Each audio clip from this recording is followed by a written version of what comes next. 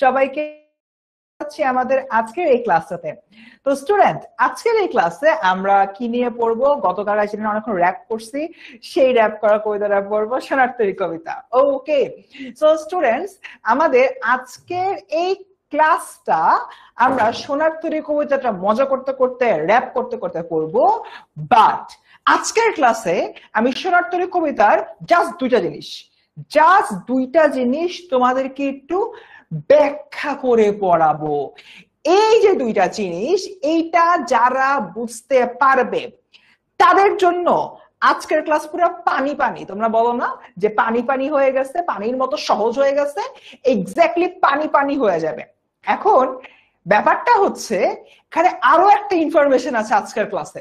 সেটা হলো তোমরা যারা আজকের ক্লাসটা করবা, তোমরা পরবর্তীতে টেস্ট, তোমাদের কলেজে হচ্ছে গিয়ে সামনে সিটি পরীক্ষা আছে, মিড টার্ম আছে, তারপর হচ্ছে গিয়ে অর্ধবার্ষিক আছে, বার্ষিক আছে, যেখানেই সোনারতরী থাকুক না কেন ওইখান থেকে 1 মার্ক কমন পাবা। আমি আজকে সোনারতরীতে এমন একটা জায়গা দেখাই দিব যেখান থেকে অবভিয়াস তুমি কমন পাবে, এবং এক্স্যাক্টলি এই ওয়েতে আমাদের পেইড ব্যাচের যাবতীয় স্টুডেন্টদেরকে আমরা পড়িয়ে থাকি। যতটুকু প্রয়োজন ঠিক ততটুকুই। এবং welcome to our today's class. আজকের ক্লাস সবাইকে আমন্ত্রণ জানাচ্ছি। আজকের ক্লাসে আমাদের টপিক হচ্ছে সোনারতরী। আমি জানি তোমরা অনেকে আমাকে চিনো, বাট অবভিয়াসলি অনেকে আমাকে নাও চিনতে পারো।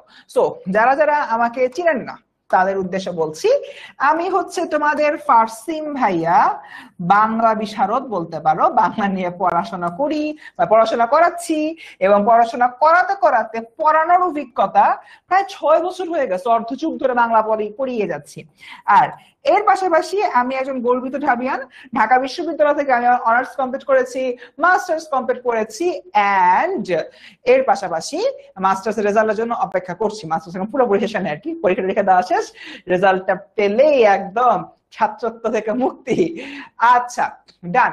সো দেখি, একজন বলছো পেইড ব্যাচ, আমি অনেক মজা মজা করে পড়াই, ইয়ে। তারপরে পাচ্ছি আমার সাথে আহাদ জয়েন করছে, জান্নাত বলছে ইয়ো ফারসিম ভাইয়া, হ্যালো, ঠিক আছে। দেখি একজন আফিয়া বলছে পেইড ব্যাচ স্টুডেন্টও ফ্রি ক্লাস চলে আসে। আরে বাবা, সেরা ভাইয়া, আপনাকে অনেক আগে থেকে চিনি। ইয়েস, আমাকে চিনছে ভাই, আমি পেইড ব্যাচের স্টুডেন্ট। তারপর বলছে মালিহা, বলছে ভাইয়া কেমন আছেন। তারপরে সাদিয়া বলতে আসসালামু আলাইকুম ভাইয়া। ওয়ালাইকুম আসসালাম সাদিয়া। আচ্ছা, আদাব ভাইয়া একজন বলছে, বর্মন, আদাব তোমাকেও। তারপর দেখতে পাচ্ছি আমাদের সাথে এইচএসসি 26 ব্যাচ জয়েন করেছে। ওরে বাবা, তোমাদের সিনিয়র ভাইয়া পুরো একদম চিপিলে চিপিলে জয়েন করে ফেলছে। ওকে, ডান। আচ্ছা স্টুডেন্ট, তাহলে যদি 8টা বেজে গেছে, আমি চেষ্টা করব পুরাটা কবিতা এক ক্লাসে পড়িয়ে দিতে। বাট অ্যাকচুয়ালি মানে খুব শর্ট টাইম, তো শর্ট টাইমে আসলে একটা পুরা কবিতা শেষ করা একটু টাফ। বাট যতটুকু পারি আমরা হচ্ছে গিয়ে কি বলে তোমাদেরকে পড়িয়ে দিব। শান্তনা জিজ্ঞেস করছে কেমন আছি, খুব ভালো আছে। সো ডান, মোটামুটি এতটুকুই। সো এরপর দেখো আমাদের যে বিষয়টা রয়েছে সোনারতরী কবিতাটা লিখেছেন আমাদের রবীন্দ্রনাথ ঠাকুর। সো তাকে নিয়ে একটু পড়াশোনা করতে হয়, রাইট? রবীন্দ্রনাথ ঠাকুর এই মানুষটা একটা বিশাল রকমের কবি। এই কবি লোকটা কি করেছে দেখো, কবি লোকটা একদিন জন্মগ্রহণ করে ফেলে। কত সালে? 1861 সালে তিনি পৃথিবীতে চলে আসছে। পৃথিবীতে যখন 1861 সালে এরকম একটা ছোটখাটো বাচ্চা জন্মগ্রহণ করে, তখন কেউ বুঝছিল এই ছোটখাটো বাচ্চাটাই একদিন অনেক বড় কবি হয়ে যাবে, নোবেল বিজয় হচ্ছে কবি হয়ে যাবে? কেউ কিন্তু জিনিসটা ভাবে নাই, বাট এক্স্যাক্টলি এটা হয়েছে। এবং এই মানুষটা 1861 সালের 7ই মে ভারতের কলকাতায় জন্মগ্রহণ করেন, এবং সাহিত্য সাধনার বৃহৎকাল বাংলা সাহিত্যে রবীন্দ্র যুগ নামে পরিচিত ছিল। কি যুগ নামে পরিচিত ছিল? রবীন্দ্র যুগ। রবীন্দ্র যুগ না, এই ক্লাসের কোনো রেকর্ডে আমরা রাখি না অ্যাকচুয়ালি, ঠিক আছে? তোমার কি নামে পরিচিত ছিল? এটা রবীন্দ্র যুগ নামে আসলে পরিচিত ছিল। আচ্ছা, এবার হলো গিয়ে আমরা দেখি আমাদের এই কবিতার, সোনারতরী কবিতার মূল সুর কি। সোনারতরী কবিতার মূল সুর কি এটা একটু আমাদের দেখতে হবে। সেটা হচ্ছে মানব ধর্মের জয়, নাম্বার 1। নাম্বার 2, সৌন্দর্য তৃষ্ণা। এই কবিতার হচ্ছে কি তোমার কি মূল সুর। মানব ধর্মের জয় আর সৌন্দর্য তৃষ্ণা। মানব ধর্মের জয়ের বিষয়টা আমরা কেন বলছি, তার কারণ হলো এখানে মানুষ তো মরণশীল, সেই বিষয়টা নিয়ে আমরা কথাবার্তা বলবো। এবং সৌন্দর্য, মানুষ যে সৌন্দর্যগুলো সৃষ্টি করে, মানুষ যে তোমার সৌন্দর্যগুলো সৃষ্টি করে, সেই সৌন্দর্যটা আসলে তোমার এই পৃথিবীর জন্য, মানে সেগুলো অমর থাকে, তার কর্মটা আসলে অমর থাকে, এরকম। ডান। সো দেখি, আমরা প্রথমেই একটা প্রশ্নের অ্যান্সার দিব। সোনার তরী কবিতাটা কোন ছন্দে রচিত? প্রশ্নটা ছিল রাজশাহী বোর্ড 2022 সালে। রাজশাহী বোর্ড 2022 সালে। দ্রুত অ্যান্সার দাও তো। ওকে, ডান। শান্তনা বলছে ফ্রি ফার্স্টিং ফায়ার ক্লাস করছে। ওয়াও, ইয়েস শান্তনা, আরো ক্লাস করতে চাইলে পেইড ব্যাচে ভর্তি হতে হবে, না হলে কিন্তু হবে না। আচ্ছা, ঠিক আছে। তো দেখি, সোনার তরী কবিতার কবিতাটি কোন ছন্দে রচিত, একটু আমরা কমেন্টে দেখি। ক্লাস 1.5 ঘন্টা হবে। মাইশা বলতেছে বি, ফামিদা বলতেছো এ, আফসানা বলতেছো এ, সাকিয়া বলতেছে, সাইকা বলতেছে আমি, হাই সাইকা। সাফিন বলতেছো ক, তারপর আতিক বলতেছো খ, ঐশী বলতেছো এ, হ্যালো ঐশী। লামিয়া বলতেছো ক, শামিমা বলতেছো এ, অধরা বলতেছো এ। কি ব্যাপার, আমার ছেলে স্টুডেন্ট গুলা কই? ইয়াসিন বলতে না বলতে, ইয়াসিন বলতেছো এ। সিয়াম, হ্যালো সিয়াম। সিয়াম বলতেছো এ। ওকে, দেখি এটার অ্যান্সার হচ্ছে কি এ, মাত্রাবৃত্ত। এবং এই জিনিসটা কোথা থেকে আসে জানো? এই জিনিসটা আসছে তোমাদের পাঠ্য বইয়ের যে পাঠ পরিচিতিটা রয়েছে, সেই পাঠ পরিচিতি থেকে। পাঠ্য বইয়ের পাঠ পরিচিতি থেকে এই জিনিসটা আসছে। বাবধন, একটা কথা তোমাদেরকে বলি, আমরা একটা কাজ করি। কাজটা কি জানো? যখন কোনো কবিতা পড়ি, যখন কোনো গল্প পড়ি, সবার আগে দুইটা জিনিস বাদ দিয়ে দিই। নাম্বার 1 পাঠ পরিচিতি, নাম্বার 2 শব্দার্থ টিকা। কবি পরিচিতিটা পড়ি, খুব ভালো করে পড়ি, ভালো করে পড়তে হবে, ভালো করে পড়তে হবে। কিন্তু প্যারা যেটা হয়, কবি পরিচিতির খুবই স্পেসিফিক জায়গা থেকে প্রশ্ন আসে। বাট পাঠ পরিচিতি আর শব্দার্থ টিকা আমরা খুলেই দেখি না। কিন্তু জানো একটা বই পড়ার নিয়ম কি? একটা কবিতা বা একটা গল্প পড়ার নিয়ম কি? একটা কবিতা অথবা একটা গল্প পড়ার নিয়ম হচ্ছে প্রথমেই ওই কবিতাটার পাঠ পরিচিতি পড়তে হয়, তারপরে ওই কবিতাটার শব্দার্থ টিকা পড়তে হয়। তার কারণ কি? তার কারণ হচ্ছে পাঠ পরিচিতি পড়লে তুমি ওই কবিতাটার জিস্ট সম্পর্কে জেনে গেলা। শব্দার্থ টিকা পড়লে ওই কবিতার কঠিন শব্দ এবং তোমার না জানা শব্দের অর্থগুলো সম্পর্কে জেনে গেলা। এরপরে তুমি যখন কবিতাটা পড়বা, তখন দেখবা যে তোমার অনেক কিছু পরিচিত পরিচিত লাগতেছে। তো এই হলো কি তোমার মূল বিষয়টা। আচ্ছা, আবির 1.0 থেকে জয়েন করে, 26 1.0। ওকে, হ্যাঁ এমসিকিউ গুলো কুইজ দিব, চিন্তা করো না। আচ্ছা, আগাই সামনের দিকে। সো এখানে আরো অনেক কিছু রয়েছে, কবিতা ছাড়াও আমাদের রবীন্দ্রনাথ কি করেছেন ইত্যাদি ইত্যাদি গেল। আচ্ছা, সো আমরা দেখি এখান থেকে খুব ইম্পর্টেন্ট জায়গা রয়েছে। তার স্ব-অনুদিত বাংলা থেকে ইংরেজিতে অনুবাদ করেছে এরকম সং অফারেন্স গ্রন্থের জন্য 1913 খ্রিস্টাব্দে প্রথম এশীয় হিসাবে তিনি নোবেল পুরস্কারে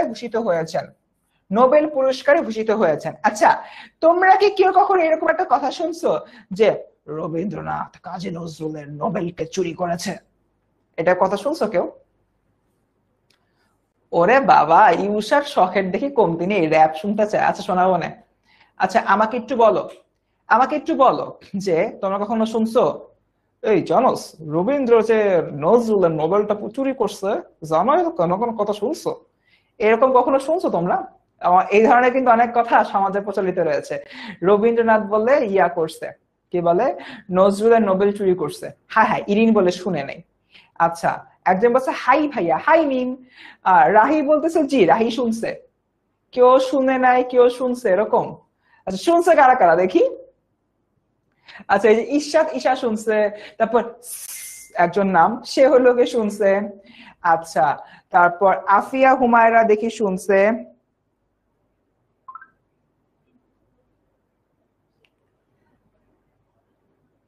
ওকে, আচ্ছা, অনেকেই বলছে শুনছে। এবার তোমাদেরকে দুইটা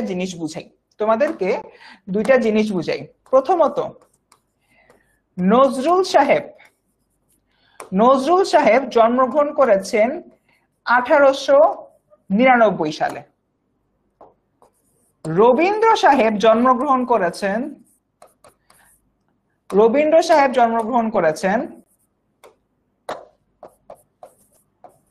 1861 সালে।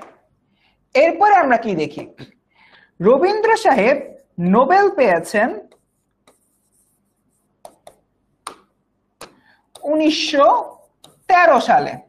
এবার আমি একটু দেখি জন্মগ্রহণ করার সময় থেকে 1961, তো 1961 থেকে কত বছর বয়সে রবীন্দ্র সাহেব হলো কি তোমার নোবেল পেলেন? 61, তোমার হচ্ছে কি 71, 81, 91, 1891, তারপর হচ্ছে 1901, 1911, 12, 13, অর্থাৎ 52 বছর বয়সে এই বান্দা নোবেল পেয়েছেন। ওকে, এবার নজরুল যদি নোবেল পায় তার মানে সে 1913 সালে নোবেলটা পেয়েছে। 1913 সালে নজরুলের বয়স কত? 1899, 1909, 10, 11, 12, 13, 14 বছর। আমাকে এবার একটা কথা বলো, 14 বছর বয়সে কারোর কি নোবেলের মতো জিনিস পাওয়া সম্ভব? আদৌ কি সম্ভব? তোমার কমন সেন্স কি বলো, একটু বলো তো, আদৌ সম্ভব? দেখি একটু কমেন্টে বলো। এক্স্যাক্টলি, পিতা পুত্রের অঙ্কে হুট করে বলছে যে পুত্র পিতাকে জন্ম দিয়েছে। অনেক সময় হয় না, পিতা পুত্রের অঙ্কে কি জানি কি করতে যে পুত্রের বয়স পিতার চেয়ে বড় হয়ে যায়, তখন কি হয়, পুত্র পিতাকে জন্ম দিচ্ছে, এরকম হচ্ছে না? ওই নজরুল আর রবীন্দ্রনাথের মধ্যে ওই একই কেসটা হয়েছে, বুঝতে পারছো? তো মানে এটা তো সম্ভব না, তাই না? এক্স্যাক্টলি এক্স্যাক্টলি এক্স্যাক্টলি, তোমরা বলতেছো যে সম্ভব না, মানে পিতা পুত্রের গল্পে পুত্রের বয়স পিতার চেয়ে বেশি, ওইরকম একটা অবস্থা। সো এই পুরা জিনিসটা যারা শুনেছ ভালো, তার এটা মনে রাখবে, পুরো একটা প্রপাগান্ডা। মানে ওই যে আমার রিউমার ছড়াই না, কোনো কিছু হলো তোমার ভাইরাল করি না উল্টা পাল্টা কথাবার্তা দিয়ে, এক্স্যাক্টলি তোমার হচ্ছে ভাইরাল করে দেওয়ার মতো একটা জিনিস। ওকে ডান, আমরা জিনিসটা আজকে একটা ইনসাইটস পেলাম। সো যাই হোক, এই রবীন্দ্রনাথ 1913 সালে নোবেল পাইছে, সবাই কংগ্রাচুলেশনস বলো। লোকটা এই যে এই গীতাঞ্জলির জন্য ইয়া পাইছে, নোবেল পাইছে, সবাই কংগ্রাচুলেশনস দাও, নাহলে হবে না কিন্তু। আচ্ছা, কংগ্রাচুলেশনস রবীন্দ্র ভাই, তুমি হলো তো নোবেল পেয়ে গেছো। ওকে, সো এখন একটা ইম্পর্টেন্ট জিনিস আমি তোমাদেরকে দেখাবো। এই জায়গাটাতে রবীন্দ্রনাথের গুরুত্বপূর্ণ বেশ কিছু কাব্যগ্রন্থ রয়েছে, বাট আল্লাহর দুনিয়ায় সবগুলা কাব্যগ্রন্থ কিন্তু আসলে তোমাদের লাগে না, জানো? এখন আমি তোমাদেরকে একটা নিনজা টেকনিক দিব। নিনজা টেকনিক কি?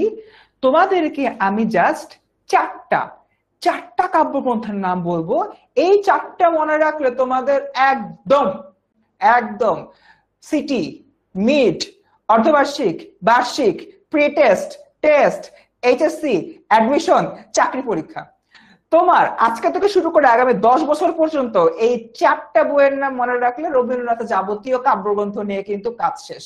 ঠিক আছে, ডান। সেগুলা কি? প্রথমেই যেটা আমরা অবশ্যই হলো গিয়ে মনে রাখবো, এইচএসসির জন্য এই শোনার তো এটা ইম্পর্টেন্ট, কারণ এটা আসতে পারে। নাম্বার 1, নাম্বার 2 হচ্ছে কি তোমার খনিকা, নাম্বার 3 হচ্ছে কি তোমার জন্মদিনে, নাম্বার 4 হচ্ছে কি তোমার ইয়া গেল মানসিক, এই তো মানসিক প্রথমেই ছিল, চোখেই পড়ে নেই। নাম্বার 4 হচ্ছে কি মানসিক। এই যে চারটা বললাম, এই চারটা খালি মনে রাখবা তোমরা, ঠিক আছে? তাহলে কিন্তু একদম শেষ, দিন দুনিয়া সব অর্জন করে ফেলবা। তার কিছু কাব্যনাট্য রয়েছে, বিসর্জন ও চিত্রাঙ্গদা, এবং কাহিনী কবিতার মধ্যে সংকলন হচ্ছে কথা ও কাহিনী, এবং 1961 সালে এই লোকটা পটল তুলে ফেলে, মানে মারা যান। ঠিক আছে, তো যাই হোক লোকটা মারা গিয়েছে, ভালোই। এবার দেখি সোনার তরী কবিতায় সোনার ধান কিসের প্রতীক? মহাকাল সমকাল সৃষ্টিকর্ম কালস্রোত, মহাকাল সমকাল সৃষ্টিকর্ম কালস্রোত। দেখি তোমরা হলো পোল চেয়েছো, তোমাদেরকে পোল দিই, পোল দিয়ে তোমাদের কৃতার্থ করি।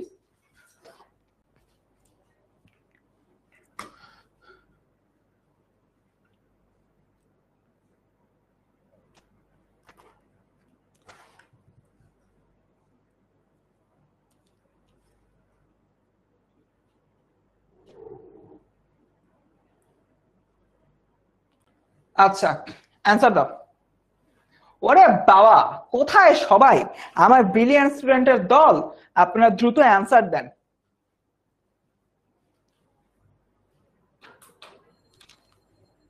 সোনার ধান এটা কিসের প্রতীক? মহাকাল, সমকাল, সৃষ্টিকাল নাকি কালস্রোত?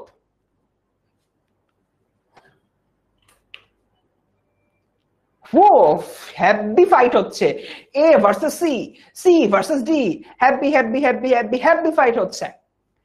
আচ্ছা আচ্ছা আচ্ছা, ও বাবা, সোনার ধান মহাকালের প্রতীক? হাই হ্যাঁ, তো কনফিউজড হয়ে গেলাম।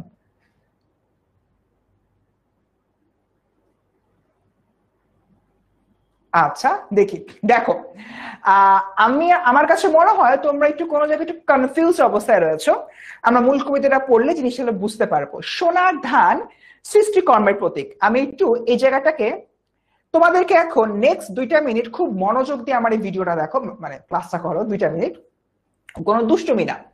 তার কারণটা হচ্ছে আমি এখন 4টা অপশনকে ব্যাখ্যা করব, ব্যাখ্যা করে তোমাকে বুঝাবো কেন এটা সৃষ্টিকর্ম। এক্স্যাক্টলি এই ওয়েতে কিন্তু আমরা পেইড ব্যাচে পড়াই, আমরা শুধুমাত্র সঠিক উত্তরটাই দিয়ে দেই না, ভুল উত্তরগুলোর ব্যাখ্যাটা আমরা দিয়ে দিই কেন এটা ভুল। আসো, সোনার তরী কবিতায় তোমার দুটো জিনিসের নিয়ে কথা বলা হয়েছে। এক, মানুষের আয়ু,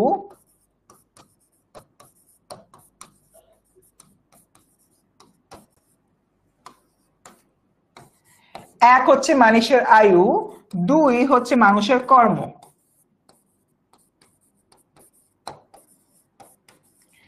এক হচ্ছে মানুষের আয়ু, দুই হচ্ছে তোমার মানুষের কর্ম। ঠিক আছে, মানুষের আয়ু জিনিসটা এক পর্যায়ে শেষ হয়ে যায়, বাট মানুষের আয়ু আজীবন থেকে থাকে, আজীবন মানে সরি, মানুষের আয়ু এক পর্যায়ে শেষ হয়ে যায়, মানুষের কর্ম সবসময় থাকে। ফর এন এক্সাম্পল, আজকে আমি তোমার এই ক্লাসটা নিচ্ছি, আমি ক্লাস শেষ করে বাসায় যাব, বাসায় যাওয়ার পর যে কোনো ধরনের সমস্যা কিন্তু এখানে হলেও হতে পারে। ঠিক আছে, আমি দেখা যাচ্ছে মারাও যেতে পারি, আমি আর বেঁচে নাও থাকতে পারি, রাইট? বাট আমার কর্মটা, তোমরা যারা আজকে আমার এই ক্লাসটা হলো করলা, আমার এই ক্লাসটা কিন্তু থেকে যাবে, তোমরা পরবর্তীতে ক্লাসটা করতে পারবা, বা মনে রাখবা যে নার্সিম ভাই আমাকে সোনার তরী পড়াইছিল, সোনার তরী পড়ার পর জিনিসটা বুঝতে পেরেছিল। ঠিক আছে, তার মানে আমার কর্মটা বেসিক্যালি থেকে যাবে। এরকম একটা জায়গা থেকে সোনার তরী কবিতায় আমরা যেটা হইলো গিয়ে দেখি, গগনে গরজে মেঘ এলো বরসা, কুলে একা বসে আছি নাহি ভরসা। অর্থাৎ কুলে একজন কৃষক বসে আছে, তার ভরসা পাচ্ছে না। রাশি রাশি ভাড়া ভাড়া, ধান কাটা হলো সারা, ভরা নদী খুর ধরা খর পরসা, কাটিতে কাটিতে ধান এলো বরসা। অর্থাৎ এই কৃষক ধান কেটেছেন, ধান কেটে অপেক্ষা করছেন, সোনার ধান কেটে অপেক্ষা করছেন। এই সোনার ধানটা, সোনার ধান কিন্তু ওই কৃষকের উৎপাদিত ফসল। এখন কৃষক হয়তো মারা যাবে, কৃষক হয়তো থাকবে না, বা তার এই ফসলটা কিন্তু থেকে যাবে। তার মানে এই যে ফসলটা, এই ফসলটা হচ্ছে কি তার কর্ম, সে কষ্ট করে বীজ বপন করেছে, বীজ থেকে তোমার চারা গাছ হয়েছে, চারা গাছের যত্ন নিয়েছে, সেই যত্ন থেকে পরবর্তীতে আমার কি হয়েছে, ধান গাছ হয়েছে। তার মানে ধান গাছটা হচ্ছে তার সৃষ্টিকর্ম। তো এবার আমার দেখতে হবে সৃষ্টিকর্ম অপশনের কোন জায়গায় রয়েছে। দেখো, প্রথমে বলছে এখানে মহাকাল, মহাকাল হবে না, কারণ সোনার ধান দিয়ে আসলে তোমার তোমার যে কর্মটা রয়েছে, কর্মকে বোঝাচ্ছে। এই সোনার তরী কবিতায় আমরা একটা চরিত্রকে দেখতে পাবো, যে চরিত্রটা হচ্ছে তোমার মাঝি, একটা মাঝি রয়েছে, যে মাঝি কৃষকের যাবতীয় সোনার ধান নিয়ে চলে যায়। ওই যে মাঝিটা রয়েছে, ওই মাঝিটাই হলো গিয়ে মহাকাল। তার কারণ তোমার কর্ম আজীবন থেকে যাবে, মহাকাল ধরে থেকে যাবে। এই যে রবীন্দ্রনাথ লোকটা 1961 সালে পটল তুলছে, পটল তোলার পরে যে আজ 2025 সালে এসে রবীন্দ্রনাথকে নামে র‍্যাপ করি, ওই বান্দা যদি গতকালকে আমার র‍্যাপটা দেখতো, তাহলে তো সে কবর থেকে উঠে এসে আমার ধরে পিটাইতো। Isn't it? ব্যাপারটা তো অ্যাকচুয়ালি এরকমই। বাট তাও আমি তার কবিতা এখনো পড়াই তোমাদেরকে, অ্যাকচুয়ালি তোমার কি বলি, তোমাদেরকে জিনিসগুলোকে পড়াচ্ছি, তাই না? তার মানে রবীন্দ্রনাথের কর্মটা মহাকাল ধরে রয়েছে, তার মানে এই সোনার ধানটা এখানে মহাকাল না। ঠিক আছে, বুঝলাম। সমকাল, সমকাল বলতে সাময়িক যে সময়টা রয়েছে, সাময়িক তোমার হচ্ছে সময়টার কথা বলা হচ্ছে, আজকে কালকে এরকম, তার মানে সমকাল না। এরপরে যে গ নম্বর সৃষ্টিকর্ম, এটাই তো বললাম সোনার ধান বলতে আমি সৃষ্টিকর্মে বুঝাবো, তাহলে গ হতে পারে। ঘ কালস্রোত, কালস্রোত মানে সময়ের সাথে যে অতিবাহিত হয়। এখানে আসলে তোমার কর্মের কথা বোঝানো হচ্ছে না, কিসের কথা বোঝানো হচ্ছে, সময়ের সাথে অতিবাহিত পার্সপেক্টিভ বা অতিবাহিত যে বিষয়গুলো রয়েছে সেগুলোর কথা বোঝানো হচ্ছে। তার মানে আমাদের ঘ হবে না, উত্তর হবে গ। বুঝছে কে বুঝি নাই? যারা যারা হলো ভুল করছি, যারা যারা হলো ভুল করছি তারা একটু আমাকে বলো কেন সৃষ্টিকর্ম হলো, বুঝছি। হাই রে, রবীন্দ্রনাথ বলে সেকেন্ড টাইম মারা যেত, কি সবচেয়ে বলো না তোমরা, কখনো গরজে মেঘ এলো বর্ষা। আচ্ছা, সো দেখি কারা কারা কি হলো। দেখতে পাচ্ছি তো কিছুই না, কিছু কি দেখতে পাচ্ছি বাবা, কানা হয়ে গেছে দেখি আমি। আচ্ছা এই তো দেখি, দশম স্থান অর্জন করেছে আবির, নবম হয়েছে শায়লা চৌধুরী, অষ্টম স্থান অর্জন করেছে রাইসা, সপ্তম হয়েছে আফসানা, ষষ্ঠ হয়েছে মারিয়াম, পঞ্চম হয়েছে মারিয়া, ফোর্থ হয়েছে তিথি, থার্ড হয়েছে ইফরিদ মালিহা, সেকেন্ড হয়েছে নওরিন তাবাসসুম মনিরা, এন্ড ফার্স্ট হয়েছে সানজিদা আফরিন। কংগ্রাচুলেশনস। বাট ছেলেরা কোথায়? হাই হাই, ও না, দশম স্থানে একটা ছেলে আছে, বাকি 9 জনই হচ্ছে কি আমার ছাত্রীরা। ওকে, ভালো। আমি চাই ছেলেরা একটু কম্পিটিশনে আসো, লজ্জার বিষয়। ওকে, ঠিক আছে, কিছু না বলি আর। সো এটার অ্যান্সার হচ্ছে কি সৃষ্টিকর্ম এবং রাজশাহী বোর্ড 2022 সালে এটা আসছিল। আচ্ছা, শব্দার্থ টিকা, বাচ্চারা সত্যি কথা বলতে শব্দার্থ টিকা আমরা যখন পেইড ব্যাচে পড়াই, পেইড ব্যাচে পড়ানোর সময় যার শব্দার্থ টিকা পড়াইতে আমাদের আধা ঘন্টা 45 মিনিটের উপরে সময় লাগে। সো পেইড ব্যাচে অ্যাকচুয়ালি আমরা শব্দার্থ টিকাটা পড়াবো ভালো করে ব্যাখ্যা করে, যারা যারা পেইড ব্যাচের ক্লাস পেয়েছো বা পরবর্তীতে ভর্তি হবা তারা একটু জানতে পারবা।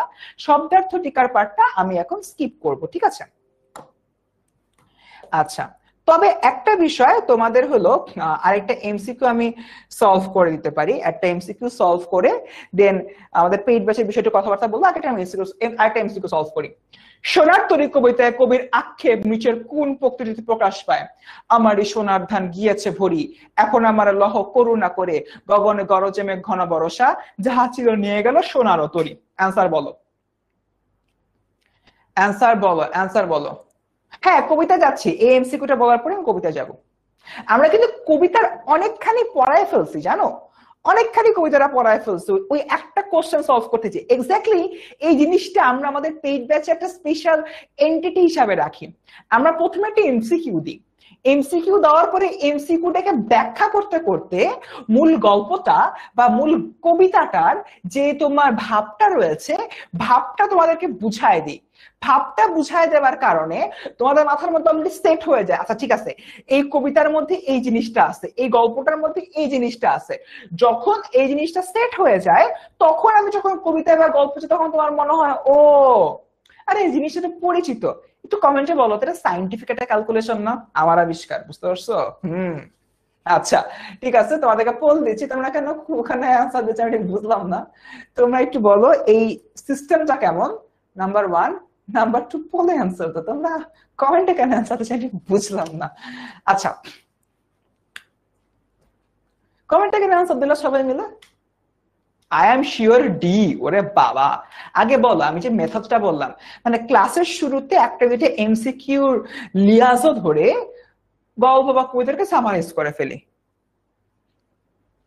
এই টেকনিকটা কেমন, টেকনিকটা একটু বলো, টেকনিক একটু বলো। আরে ক খ গ ঘ পলে আনসার দাও, আমার টেকনিক কেমন সেটা বলো। বলো যে ভাই আপনার টেকনিক সুপার, আপনি পড়েছেন না, সুপার তো হবেই, বলো বলো বলো। আচ্ছা দুষ্টামি করলাম, যেটা তোমাদের কাছে ভালো মনে হয় ওইটাই হলো কে দাও। ওকে, নুসরাত বলছে পেইড বেস স্টুডেন্ট, ইয়েস।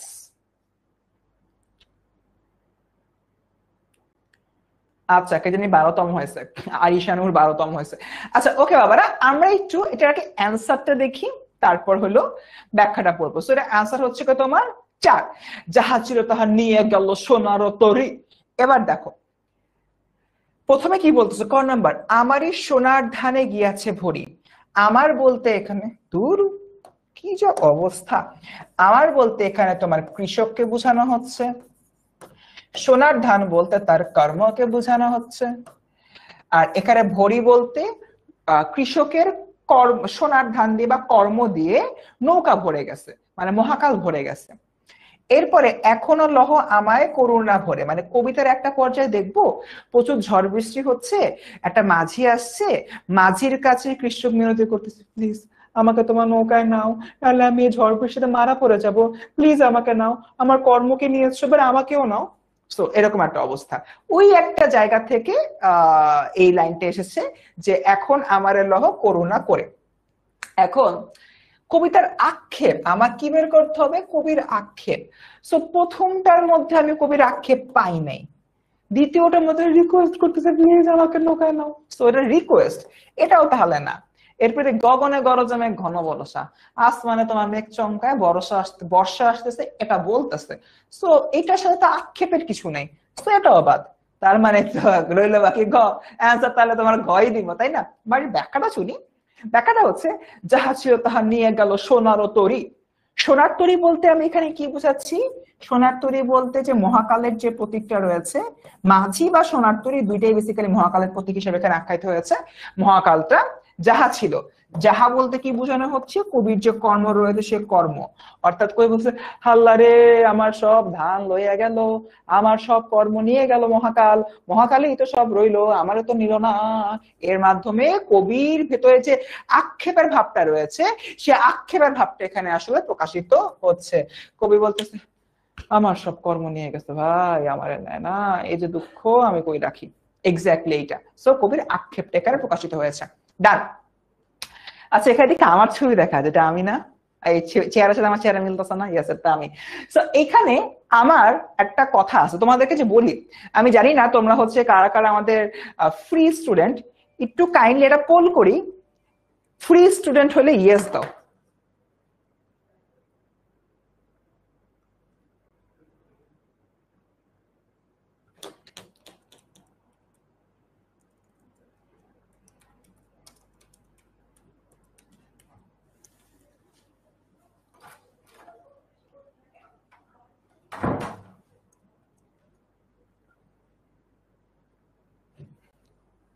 আমি তোমাদের একটা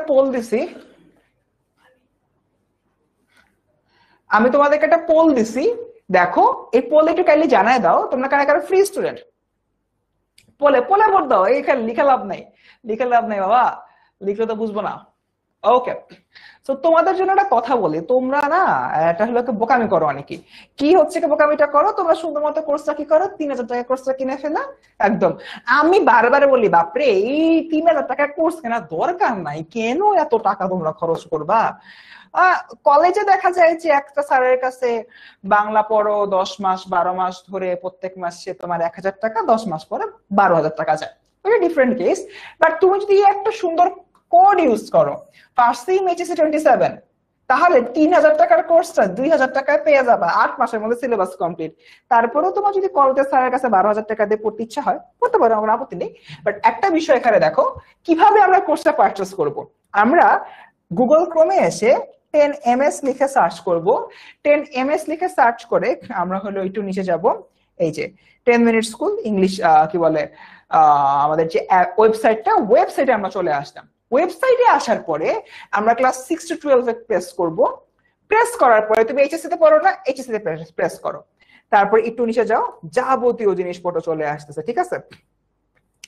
সো আমি হলো গিয়ে সাপোজ আমাদের যে বাংলা কোর্সটা, শুধু বাংলা কোর্সটা কিনবো, সো বাংলা কোর্সে যাই, এখানে সবকিছু জিনিস দেওয়া আছে, কোর্সটি কিনুন, 3000 টাকার কোর্স, এগিয়ে যান, আমি দেই। দেখো মজার বিষয়, মজা মানে আমি লিজিটে খুব মজা পাই। দেখো এখানে কি আসছে, এখানে তোমার আছে কোর্সের প্রাইস হচ্ছে কি আমার 3000 টাকা। তো আমি এখানে প্রোমো কোড দিব, কি প্রোমো কোডটা দিব?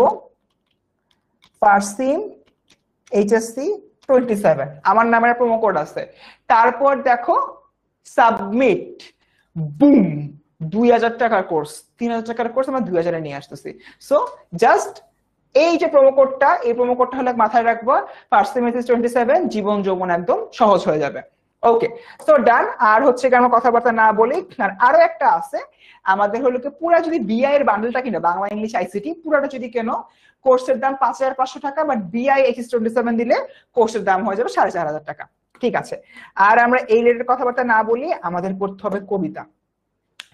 তোমরা যারা সায়েন্সের স্টুডেন্ট, তোমরা কয়েকদিন পরে কেমিস্ট্রিতে একটা জিনিস হলো দেখবা, যেটাকে বলো জৈব যৌগ বা হচ্ছে অর্গানিক কেমিস্ট্রি। অর্গানিক কেমিস্ট্রিতে একটা হলো মৌলের নাম দেওয়া থাকে, মৌলের নাম দেওয়ার পরে সেই মৌলের চারপাশে এক্স্যাক্টলি এরকম মানে অনেকটা 10-12টা হাত বের হয়, একটা হাত দিয়ে একটা বুঝে, এই হাত দিয়ে অক্সিজেন, এই হাত দিয়ে নাইট্রোজেন, এই হাত দিয়ে কার্বন ডাই অক্সাইড, এই হাত দিয়ে কিছু একটা, আমি যেহেতু কেমিস্ট্রি গাই না, যা মাথায় আসে বললাম আর কি। সো অনেকগুলো হাত পা বের হয়। এক্স্যাক্টলি এই জিনিসটা আমাদের এই কবিতার মধ্যে হলো আমি করছি। আমি ভাবলাম খালি তোমরা কেমিস্ট্রির মতো কেমিস্ট্রিতে খালি হাত পা বের করবা, বাংলাতে তো তোমার হচ্ছে গিয়ে হাত পা বের করা যায়, ওই হাত পা বের করার টেকনিকটা এখানে নিয়ে আসতেছে। চলো, সব সাবজেক্টে কত লাগবে? তুমি যদি বাংলা ইংলিশ আইসিটি কেনো তাহলে 4500 টাকা লাগবে। সেক্ষেত্রে তোমার প্রোমো কোড হবে BEI HSC 27, তারাই তুমি 4500 টাকা কিনতে পারবা।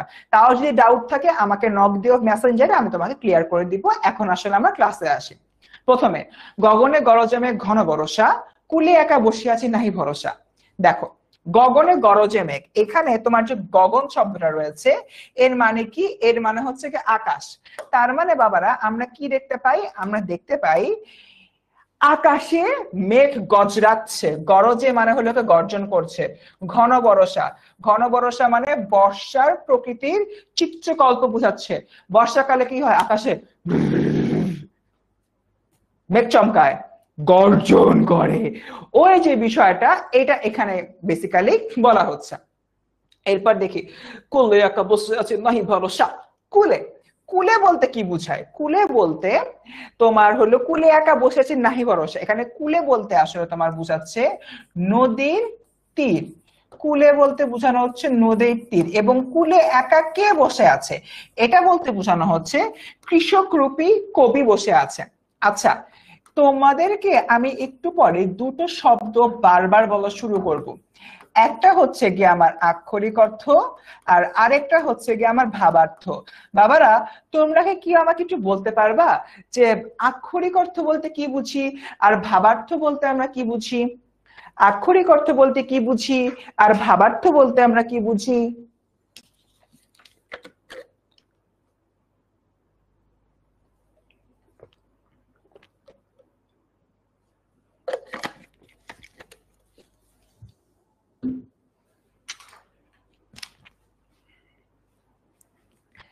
আক্ষরিক অর্থ বলতে কি বুঝি আর ভাবার্থ বলতে আমরা কি বুঝি?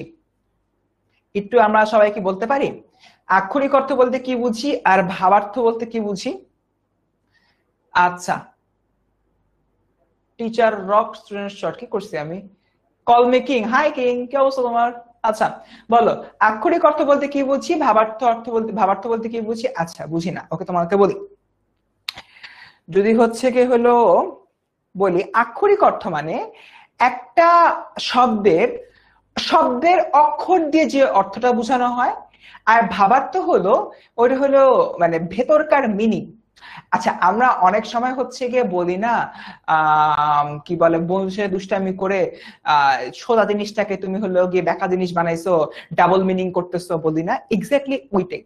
ফর এন এক্সাম্পল, আমি হচ্ছে গিয়ে কি বলে কারোর সাথে খুব রাগ করছি, সাপোজ বাসা বাড়িতে কিন্তু অনেক সময় যে পারিবারিক যে গ্যাঞ্জাম গুলা লাগে, পারিবারিক গ্যাঞ্জামের সময় কিন্তু এরকম হলো দেখা যাচ্ছে যে বাবা বা মা কারোর সম্পর্কে গিয়ে বলতেছে মনটা চাচ্ছে ওর বাসাটাকে জ্বালায় দিয়ে আসি।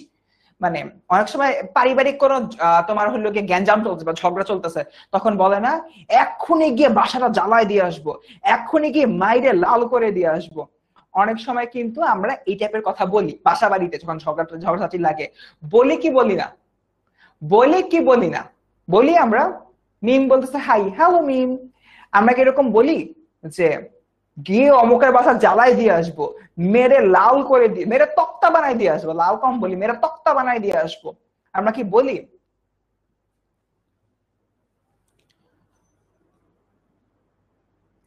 ভাইয়া আজ কয়টা পর্যন্ত ক্লাস হবে? আহারে, ওর মানে আমার ক্লাসটা ভালো লাগতেছে না। আরে বাবা বলো না, আমরা কি ধরনের কথা বলি?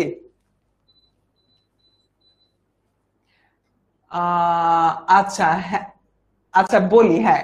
তোকে মাইশা বলতেছে হলো, ও হলো গিয়ে বলে, ঠিক আছে। আচ্ছা, বাংলা মুভিতে বলে, বাট পারিবারিক অনেক ঝগড়ার সময় কিন্তু এই ধরনের কিন্তু আমরা বলতে দেখি। এখন আমি বলতেছি যে মেরে তক্তা বানাই দিয়ে আসবো, তোমার হচ্ছে গিয়ে কি বলে আগুন লাগাই দিব, মানে আসলে কি আমরা করি? মানে আমরা যদি বলি তোমার বাসায় আমি আগুন লাগাই দিব, আসলে কি আমি ওর বাসায় গিয়ে আগুন লাগাই? ওর বাসায় গিয়ে কিন্তু আমি আগুন আসলে লাগাই না। তার মানে এই যে বিষয়টা আগুন লাগাই দিব, এটা হচ্ছে কি আক্ষরিক অর্থ যে আমি গিয়ে দিয়াস টাইপে আগুন লাগাই দিলাম। বাট আসলে আগুন লাগাই দিব মানে হচ্ছে তোমাদের মতো ঝগড়া লাগাই দিব। যে হিন্দি সিরিয়াল গুলো আছে না, হিন্দি সিরিয়াল গুলো যেরকম হয়, আগ লাগা দুঙ্গা, বাট আগ লাগায় দেয় না, কোন একটা ষড়যন্ত্র করে আসে, রাইট? এক্স্যাক্টলি এটা এখানে বোঝানো হচ্ছে। এইরকম এটা একটা বিষয়। আর আরেকটা বিষয় দেখা যায়, আরেকটা উদাহরণ দিই। অনেক সময় দেখা যায় যে মা যখন হচ্ছে আমরা ছোট থাকি, মারা কিন্তু লোকে বলে এত দুষ্টামি করিস, মনটা চাই তুলে একটা আছাড় মারি। এটা তো মনে হয় অনেক সময় অনেক মারাই বলছে। তো আসলে কি আমাদের মারার তুলে আছাড় মারতো? তাই তো ধরতো, টেনিস বলের মতো ফালাই দিত। এরকম বেসিক্যালি করে না, তাই না? আছাড় মারে, আছাড় মারবো, ওটার আক্ষরিক অর্থ হচ্ছে ধরে এমনি ফালায় দেওয়া। বাট মারা সেটা করে না, মারা জাস্ট ভয় দেখায়। আছাড় মারার যে আক্ষরিক মানে মেইন অর্থটা ধরে ফালায় দেওয়া, এটাই হচ্ছে কি তোমার আক্ষরিক অর্থ।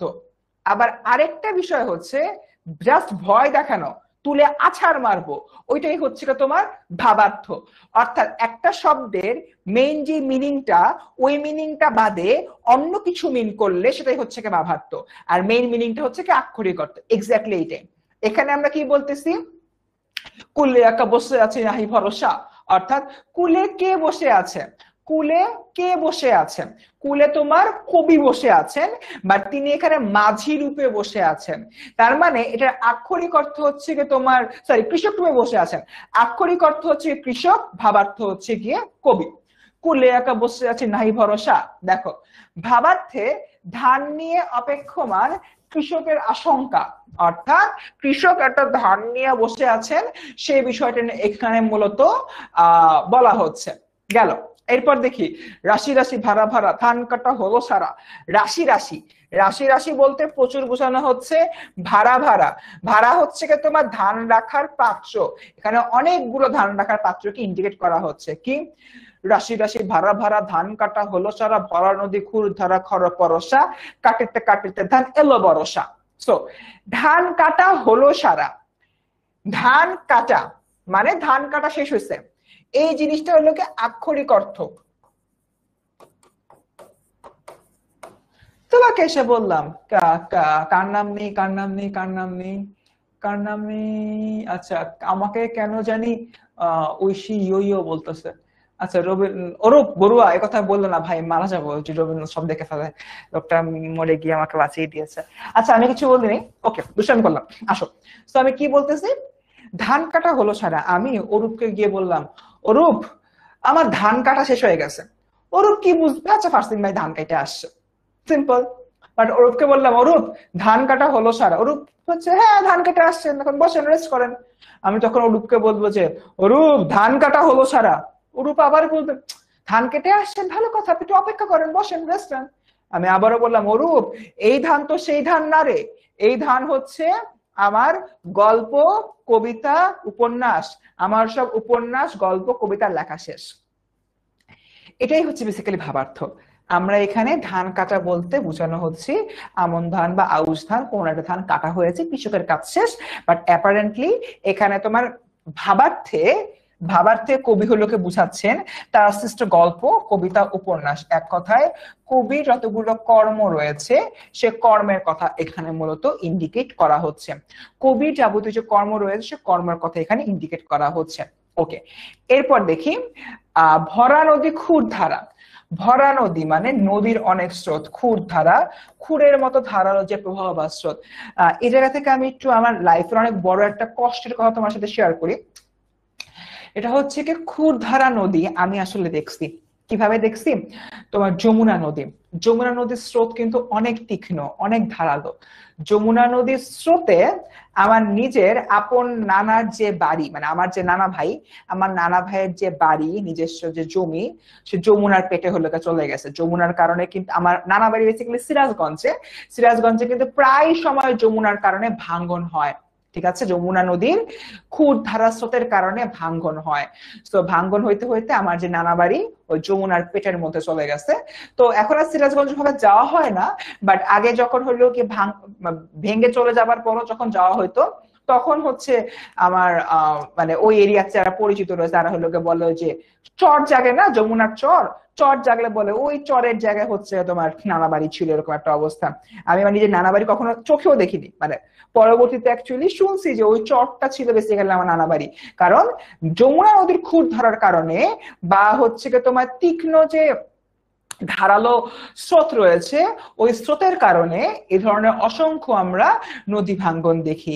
ক্ষুরধারা প্রথমে বুঝাই, ক্ষুরধারা জিনিসটা তীক্ষ্ণ স্রোত, বাট এখানে তোমার তীক্ষ্ণ বিষয়টা কিভাবে আসে, খুর দিয়ে ছেলেরা শেভ করে না, তোমাদের আব্বুরা বা বড় ভাইরা শেভ করে না যে খুর দিয়ে বা রেজার দিয়ে বা ব্লেড দিয়ে, ওটাকে বলে খুর। ওটা কিন্তু অনেক ধারালো, ঠিক আছে, পচত করে দিলে গলা কেটে যেতে পারে। তো যাই হোক, ওই খুর ধারা বলছে খুরের মতো যার স্রোত ধারা, সেটাই হচ্ছে তোমার খুর ধারা। খরপরসা, কাটিতে কাটিতে ধান এলো বরসা। খরপরসা মানে ধারালো বর্ষার মতো, অর্থাৎ নদীর স্রোত ধারালো বর্ষার মতো। কাটিতে কাটিতে ধান এলো বরসা, অর্থাৎ কাটিতে কাটিতে বলতে এখানে বোঝাচ্ছে এই যে নিরন্তর ভাবে গল্প কবিতা উপন্যাস লিখতে লিখতে বর্ষা চলে আসে, এরকম একটা অবস্থা। ডান। সো মোটামুটি এতটুকুই। আচ্ছা ঠিক আছে। আচ্ছা সিরাজ কোথায়? আমার বেসিক্যালি বনবাড়িয়াতে বলে, অনেকদিন ধরে যাওয়া হয় না, ওটা আশেপাশে কোন একটা জায়গায় অ্যাকচুয়ালি। ওকে কুল। সো আগাইতাম সামনের দিকে। আচ্ছা, কাটিতে কাটিতে ধান এলো বরসা, কাটিতে কাটিতে ধান এলো বরসা, এলো বরসা। আমরা তো ভাবতেছি আহারে বর্ষাকাল চলে আসছে, এখন খিচুড়ি আর ইলিশ মাছ খাবো, বাট এটা তো তোমার আক্ষরিক অর্থে বর্ষা চলে আসলো। কিন্তু বর্ষা বলতে এখানে বোঝানো হচ্ছে মৃত্যুর সময়। অর্থাৎ কবি বলছেন আমি কাটিতে কাটিতে ধান এলো বরসা, এলো বরস কাটি মানে ধান কাটতে কাটতে বর্ষা চলে আসছে, তুমি আমি খিচুড়ি মাংস খাবো। আর কবির জন্য নাটক উপন্যাস লিখতে লিখতে তার সারা জীবন অতিবাহিত হয়ে গিয়েছে এবং কবির মৃত্যুর সময় চলে এসেছে। কবি এখন মারা যাবে কিন্তু কবির কর্মগুলো রয়ে যাবে। দ্যাটস ইট, এটা এখানে বেসিক্যালি বলা হয়েছে। গেল এই যে আক্ষরিক অর্থ ভাবার্থে, কারণ সবকিছু দেওয়া রয়েছে। ডান। ওকে, এরপর দেখি ধান কাটা হলো সারা চরণটির মাধ্যমে কি বোঝানো হয়েছে। আমি কিন্তু এতক্ষণ ধরে দেখা করছি, চট্টগ্রাম বোর্ড 2022 একটা প্রশ্ন। দেখো, ফসলের কাজ সম্পন্ন হওয়া, কর্মের পরিণতি, কর্মময় জীবন, ফসল তোলার তারা। অ্যান্সার দাও তো।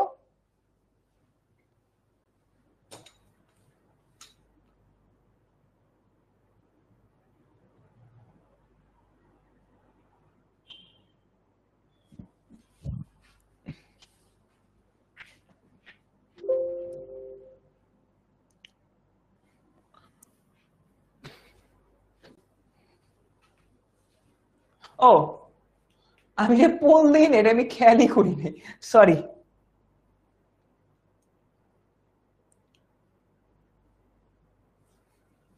অ্যান্সার দাও। ধান কাটা হলো সারা চরণটির মাধ্যমে কোন ভাব প্রকাশ পেয়েছে? চরণটির মাধ্যমে কোন ভাব প্রকাশ পেয়েছে?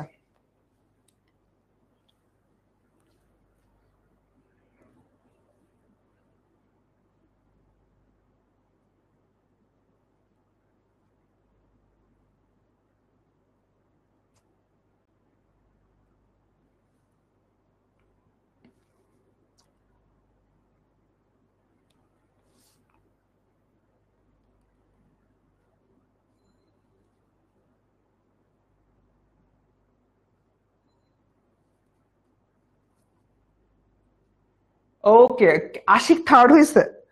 আরে শাবাশ। ওকে ডান। সো এটার অ্যান্সারটা হচ্ছে কি আমি দিচ্ছি, তার আগে আমি আগে একটু লিডার বোর্ডটা পড়ি, তাই না? পড়া দরকার। মনে হচ্ছে ছেলেরা একটু লজ্জা লজ্জা পেয়ে ভালো করেছে।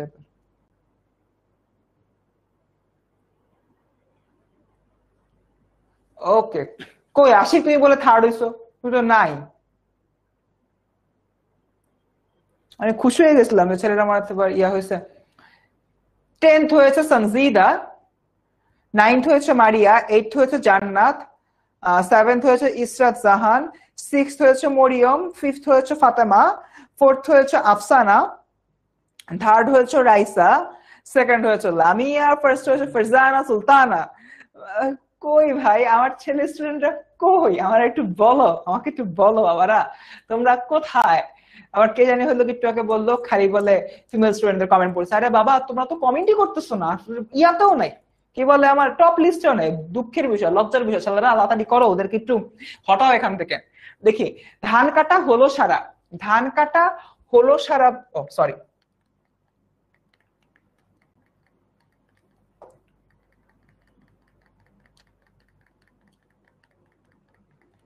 ধান কাটা হলো সারা এর মাধ্যমে বোঝানো হচ্ছে কর্মের শেষ। কর্মের শেষ অর্থাৎ তোমার কাজ শেষ হয়ে গেছে। কাজ শেষ হওয়ার পরে এই কাজের কিন্তু একটা পরিণতি থাকে।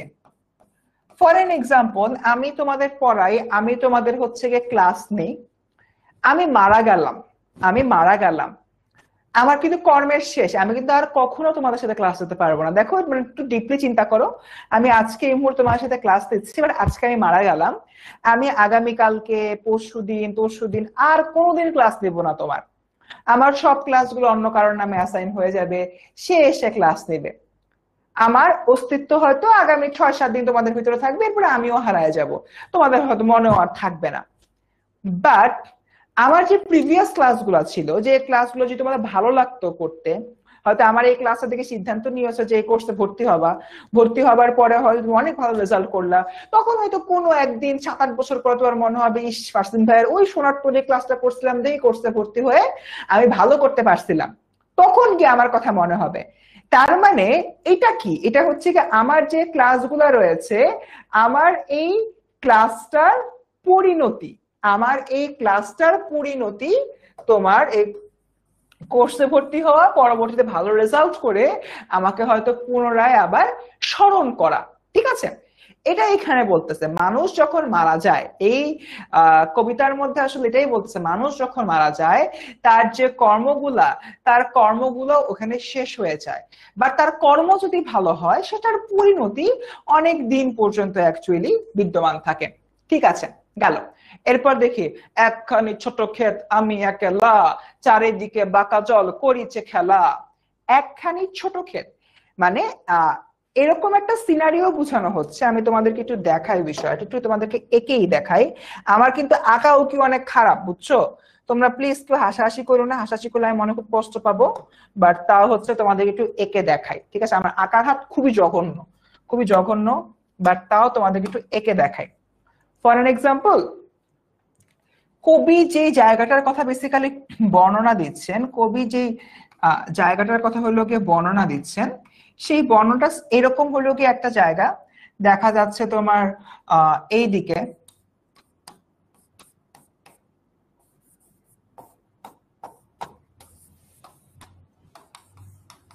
এদিকে হয়তো কিছু গাছ রয়েছে, তারপর হচ্ছে এদিকে কিছু গাছ রয়েছে, এরকম কিছু গাছ আছে। এই তারপর এই যে জায়গাটা আছে, সাপোজ তোমার এইখানে, এই জায়গাটায় তোমার হলো কি ছোট্ট কিছু ক্ষেত রয়েছে, সাপোজ এই যে এরকম,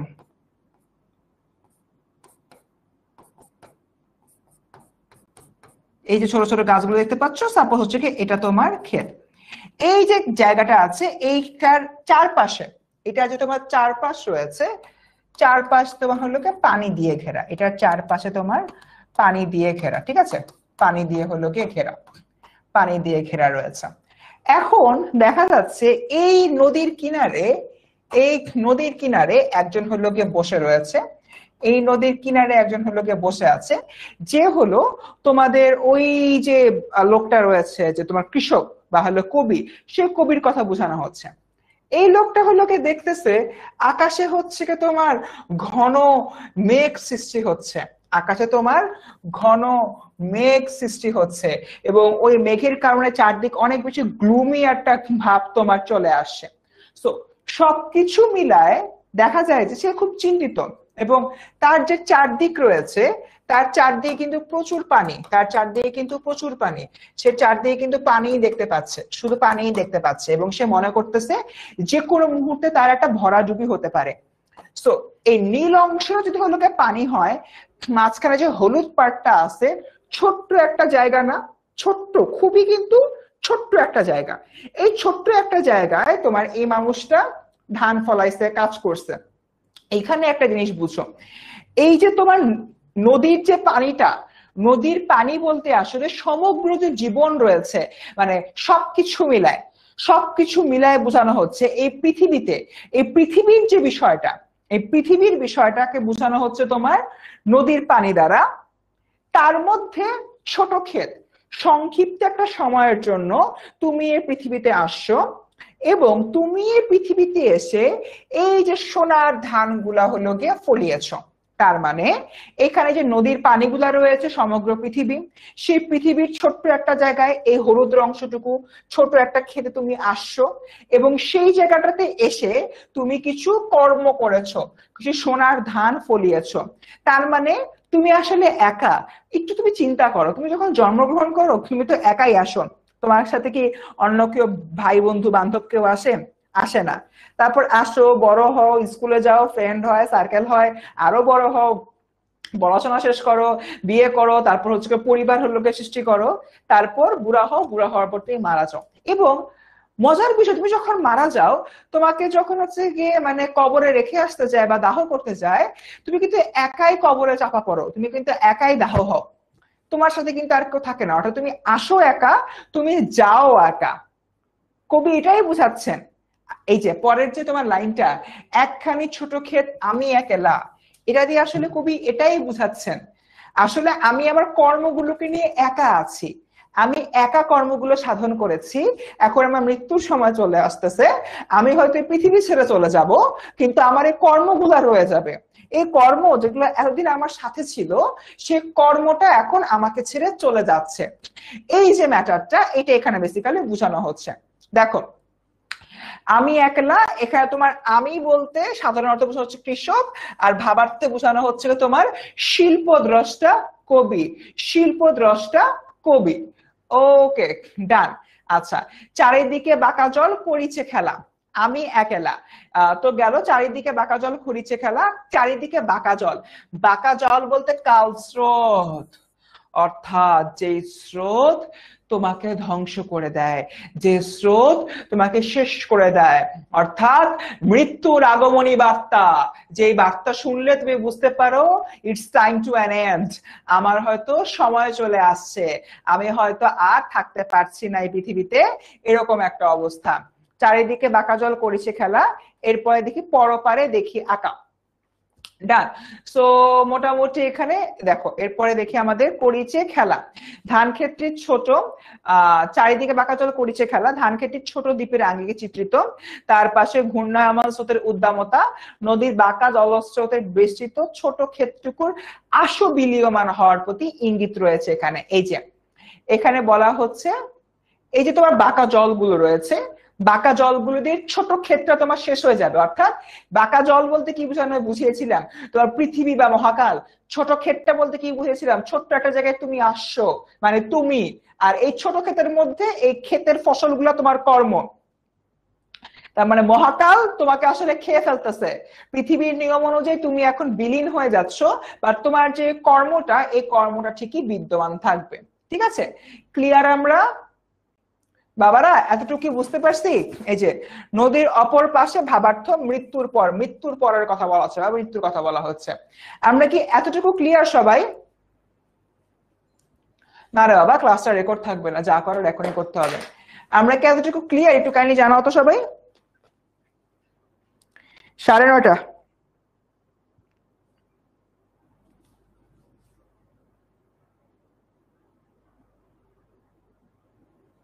ক্লাস 9:30 পর্যন্ত হবে।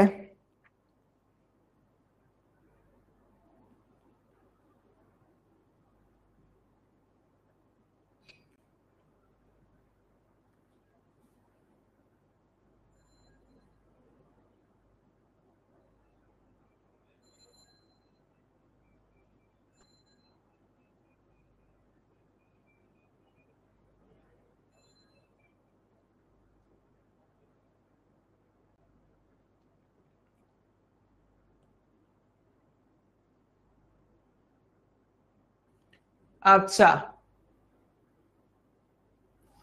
ওকে, আমরা অনেকে দেখতে পাচ্ছি ক্লিয়ার, ভেরি গুড।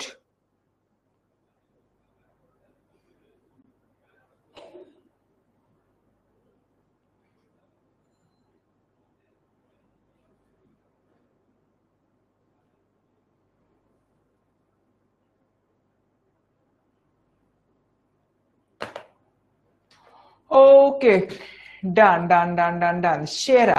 তোমরা কি প্রোমো কোডটা একটু বলবা? ওকে, প্রোমো কোডটা বস, কেন সময় কেন কমাবো, ক্লাস ভালো লাগছে না? আচ্ছা, প্রোমো কোডটা না, দাঁড়া, প্রোমো কোডটা আমি বলে দিচ্ছি। প্রোমো কোডটা হচ্ছে এইটা, ফারসিম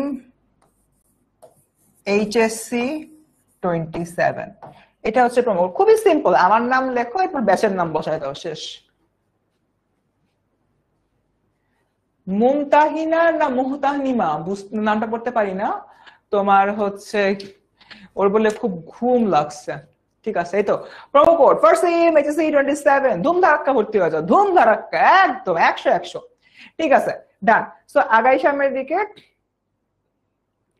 তরু ছায়া মুশি মাখা গ্রাম খারি মেঘের ডাকা প্রভাত বেলা, এপারে তো ছোট ক্ষেত আমি একেলা। আচ্ছা, এইবার আমি একটু এই জায়গায় চলে আসি, ছবিটা আজকে বারবার দেখাবো, এই মানে ভালোই করছি।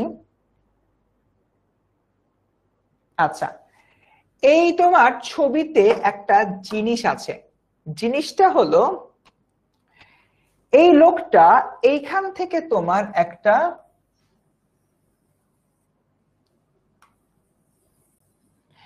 তোমার গ্রাম দেখতে পাচ্ছেন, ঠিক আছে। একটা তোমার কি দেখতে পাচ্ছেন, একটা তিনি গ্রাম দেখতে পাচ্ছেন। আচ্ছা, আমি একটু ইয়া করে, আচ্ছা ডান, তিনি এখান থেকে একটা গ্রাম দেখতে পাচ্ছেন,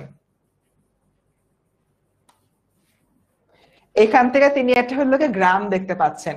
এই যে তোমার গ্রামটা, এই গ্রামের মধ্যে দেখা যায় তোমার অনেক কিছু হলো রয়েছে। এই গ্রামের মধ্যে সে ধরো, আচ্ছা এখানে তোমার হলো গাছ আছে, এখানে তোমার গাছ রয়েছে, তারপর এই যে গ্রামের যে এই জায়গাটা আছে, এখানে তোমার কিছু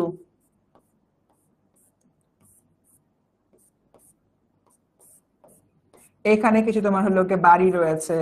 তো বাড়ির এখানে দেখা যায় যে কলা গাছ রয়েছে। সো এখানে তোমার কিছু হলো আরো কিছু বাড়ি রয়েছে আর কি। সো দেখা যাচ্ছে এই একটা হলো গ্রাম, এই সুন্দর একটা গ্রামীণ পরিবেশ। মানে এই লোকটা এখান থেকে এই গ্রামটাকে দেখছেন। বেসিক্যালি এই গ্রামটা হলো এই লোকটার গ্রাম, যেখানে সে থাকতো, মানে কৃষক তার গ্রাম যেখানে সে থাকতো। কবির এখানে গ্রাম দেখার মানে হচ্ছে কবি বুঝতে পারতেছে মৃত্যু তার কাছাকাছি চলে আসছে। সে আসলে তার যে স্বাভাবিক জীবন, তার যে পরিবার, তার যে স্বজন, তার যে নিজস্ব একটা পৃথিবী, সেখানে আর কখনো যেতে পারবে না। দ্যাট মিনস কবির মৃত্যু এগিয়ে আসছে। এই জন্য কবি বলতেছেন তরু ছায়া মসি মাখা, তরু ছায়া মসি মাখা, তরু ছায়া মসি মাখা, অর্থাৎ ওই যে গ্রামটা, ওই গ্রামটা তরু ছায়া মসি মাখা, মানে গাছপালা দিয়ে হলো ভরা, লাইভলি। আমরা হচ্ছে কি কোনো কিছু যদি দেখি লাইভলি, খুব যদি দেখি যে ইন্টারেস্টিং লাগতেছে, আমরা বলি না বাহ কি সুন্দর, কি সুন্দর, সতেজ, সতেজ ওয়ার্ডটা বলি না, এক্স্যাক্টলি। সো এখানে তরু ছায়া মসি মাখা বলতে আসলে আমরা বলতেছি লাইভলি বা সতেজ, ঠিক আছে। কবি বলছে আরে এত কষ্ট করলাম, এত গান কবিতা লিখলাম, আমি মরে যাচ্ছি, আমার এই লাইভলি জীবনটাকে আর কখনো পাবো না, আমার শুধু কর্মগুলাই থাকবে, বা আমি আর এখানে থাকতেছি না। এই যে আক্ষেপটা, এই যে কষ্টটা, এই জিনিসটা কবির মধ্যে বেসিক্যালি বিদ্যমান। গ্রামখানি মেঘে ঢাকা, এই জায়গা থেকে তোমার হলো বলতেছে যে বর্ষার কারণে আকাশে হলো মেঘ জমেছে, মেঘের কারণে তোমার গ্রামখানি ঢেকে গেছে। বাট এইটার ভাবার্থ হলো কবির মৃত্যু একটু ধীরে ধীরে এগিয়ে আসছে কবির সামনে। কবির স্বাভাবিক জীবনটা আস্তে আস্তে কালো অন্ধকারাচ্ছন্ন হয়ে যাচ্ছে, কারণ কবি আসলে আর এই মহাকালের যে তোমার রূঢ়তা, হিংস্রতা, সেখান থেকে আর তোমার বাঁচতে পারছে না। That's all. গেল। এরপর দেখো তোমার প্রভাত বেলা, এপারেতে ছোট ক্ষেত আমি একলা। এখানে তোমার এপারেতে ছোট ক্ষেত আমি একলা বলতে কি বোঝানো হচ্ছে, তোমার হলো কবি যে জায়গায় হলো বসে আছে তার যে তোমার ব্যক্তিগত জীবনটা মানে হচ্ছে কি বলে কর্ম নিয়ে, সেটার কথা বোঝানো হয়েছে। তো দেখো এই যে লাইনটি একটু আগে বলছিলাম, পৃথিবীতে সবাই একাই আসে আবার একাই চলে যায়, এটা এখানে বলা আছে।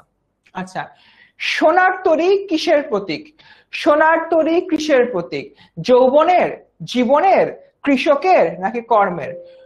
সোনার তরী কিসের প্রতীক? সোনার তরী কিসের প্রতীক?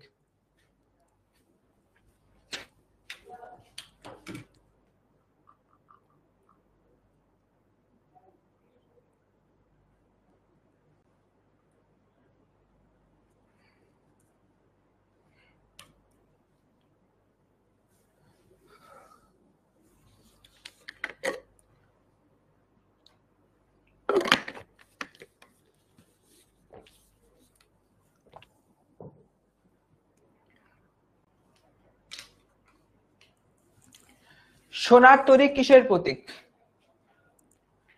অ্যান্সার দাও।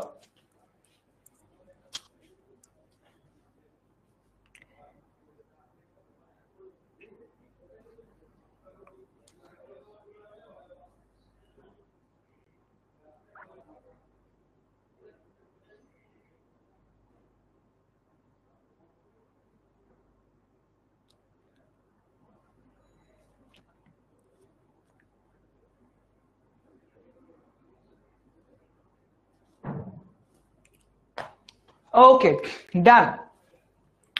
তো সোনার তরী কিসের প্রতীক? আমরা এটা দেখতে পেলাম। সো এটার অ্যান্সার হচ্ছে কি তোমার দেখো জীবনের প্রতীক। খুবই সিম্পল, যে সোনার তরী আসলো, সোনার তরী এসে কবির কর্মগুলাকে নিয়ে চলে গেল, অর্থাৎ জীবন কবির কর্মগুলাকে নিয়ে চলে গেল।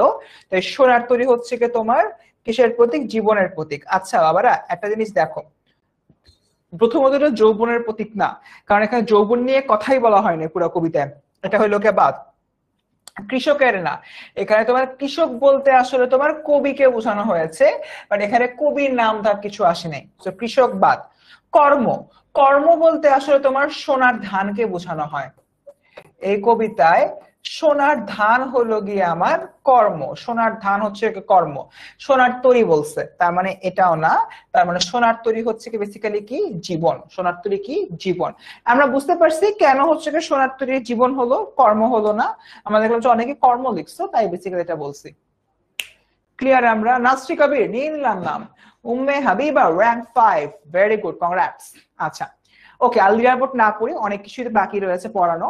সো আমরা কিন্তু অলরেডি একটা জিনিস দেখে ফেলছি, তাই না, যে আমাদের যদি ফার্সিম HSC 27 এই প্রোমো কোডটা ইউজ করো, you will get 1K discount and the course price will be 2K বা 2000।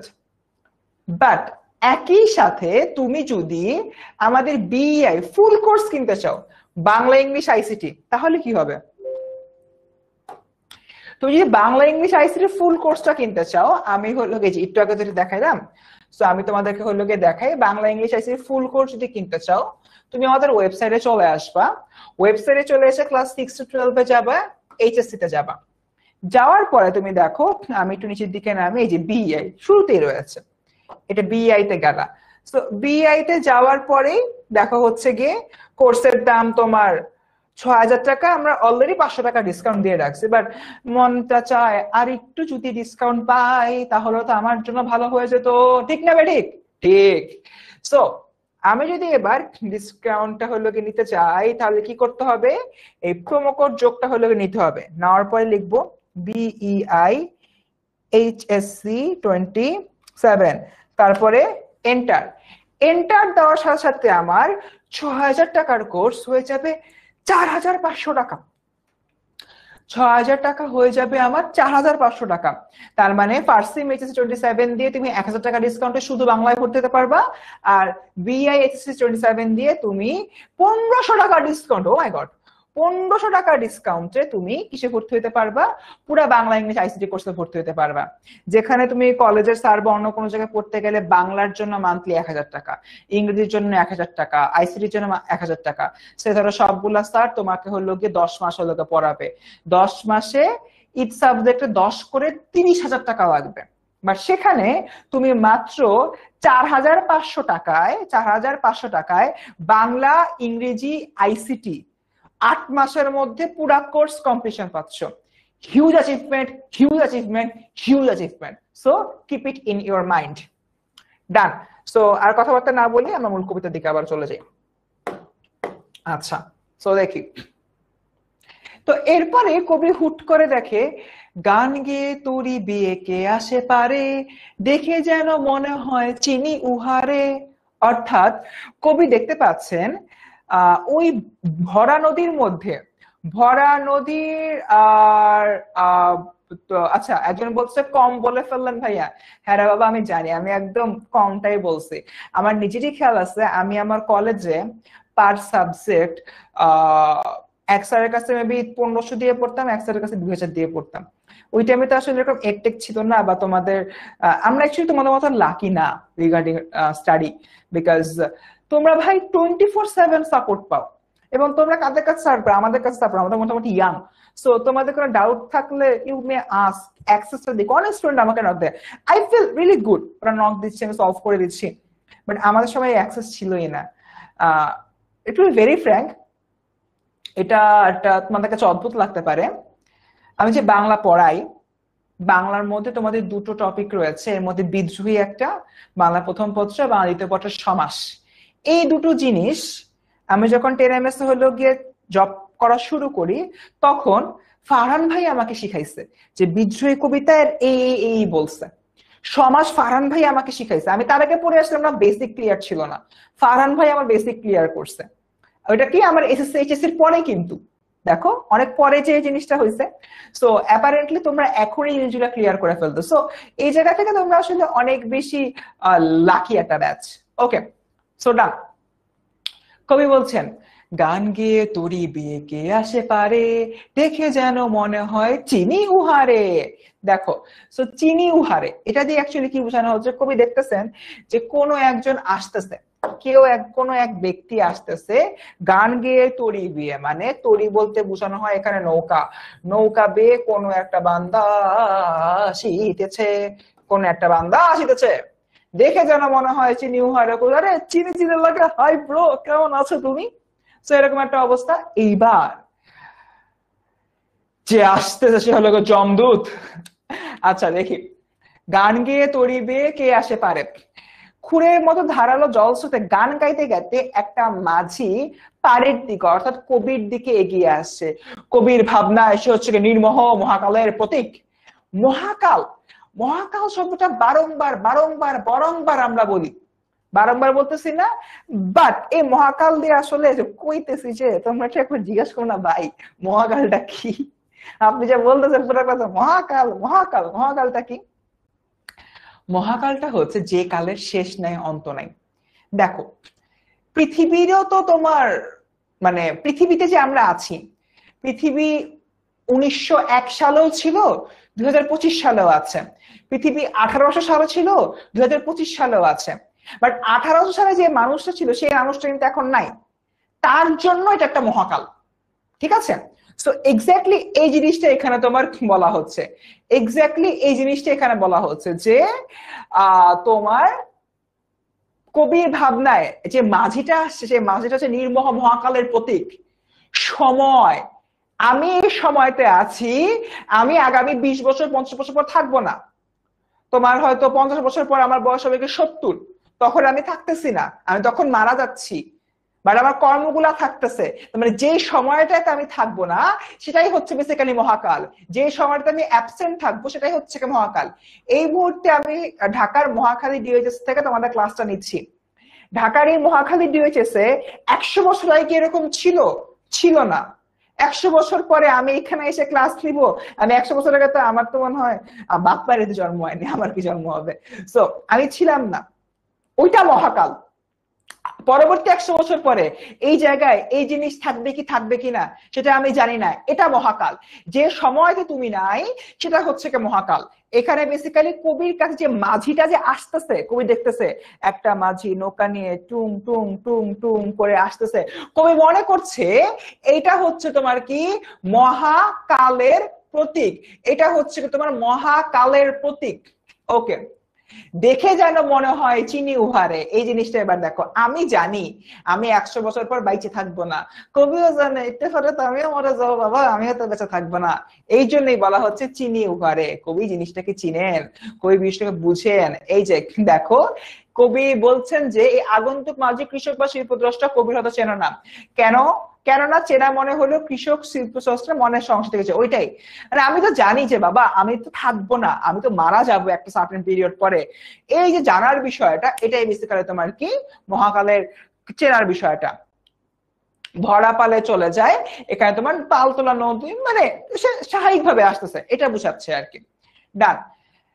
এরপরে দেখি, আচ্ছা স্টুডেন্টস, তোমাদের কারো কলেজে কি এটা পড়ানো হয়েছে? তোমাদের কারো কলেজে কি এটা পড়ানো হয়েছে এই কবিতাটা?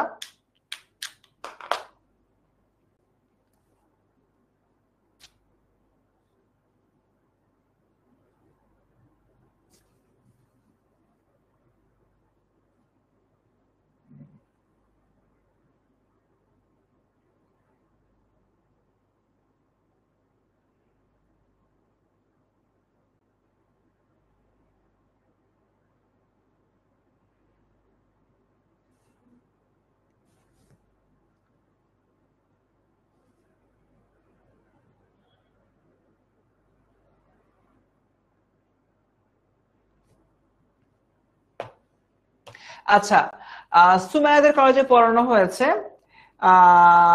আচ্ছা, রাকিবদের ক্লাসে পড়ানো হয়েছে। সুমাইয়া আর রাকিব, তোমাদের কাছে প্রশ্ন, তোমাদের ক্লাসে কি এইভাবে লাইন বাই লাইন ব্যাখ্যা করে পড়িয়েছে নাকি জাস্ট ওভারঅল পড়ায় গেছে? কোনটা কোনটা বাবা একটু বলো তো, তোমাদেরকে লাইন বাই লাইন পড়িয়েছে নাকি জাস্ট ওভারঅল পড়িয়ে গিয়েছে? কোনটা পড়াইছে বাট বুঝি নাই ভাইয়া, আহারে।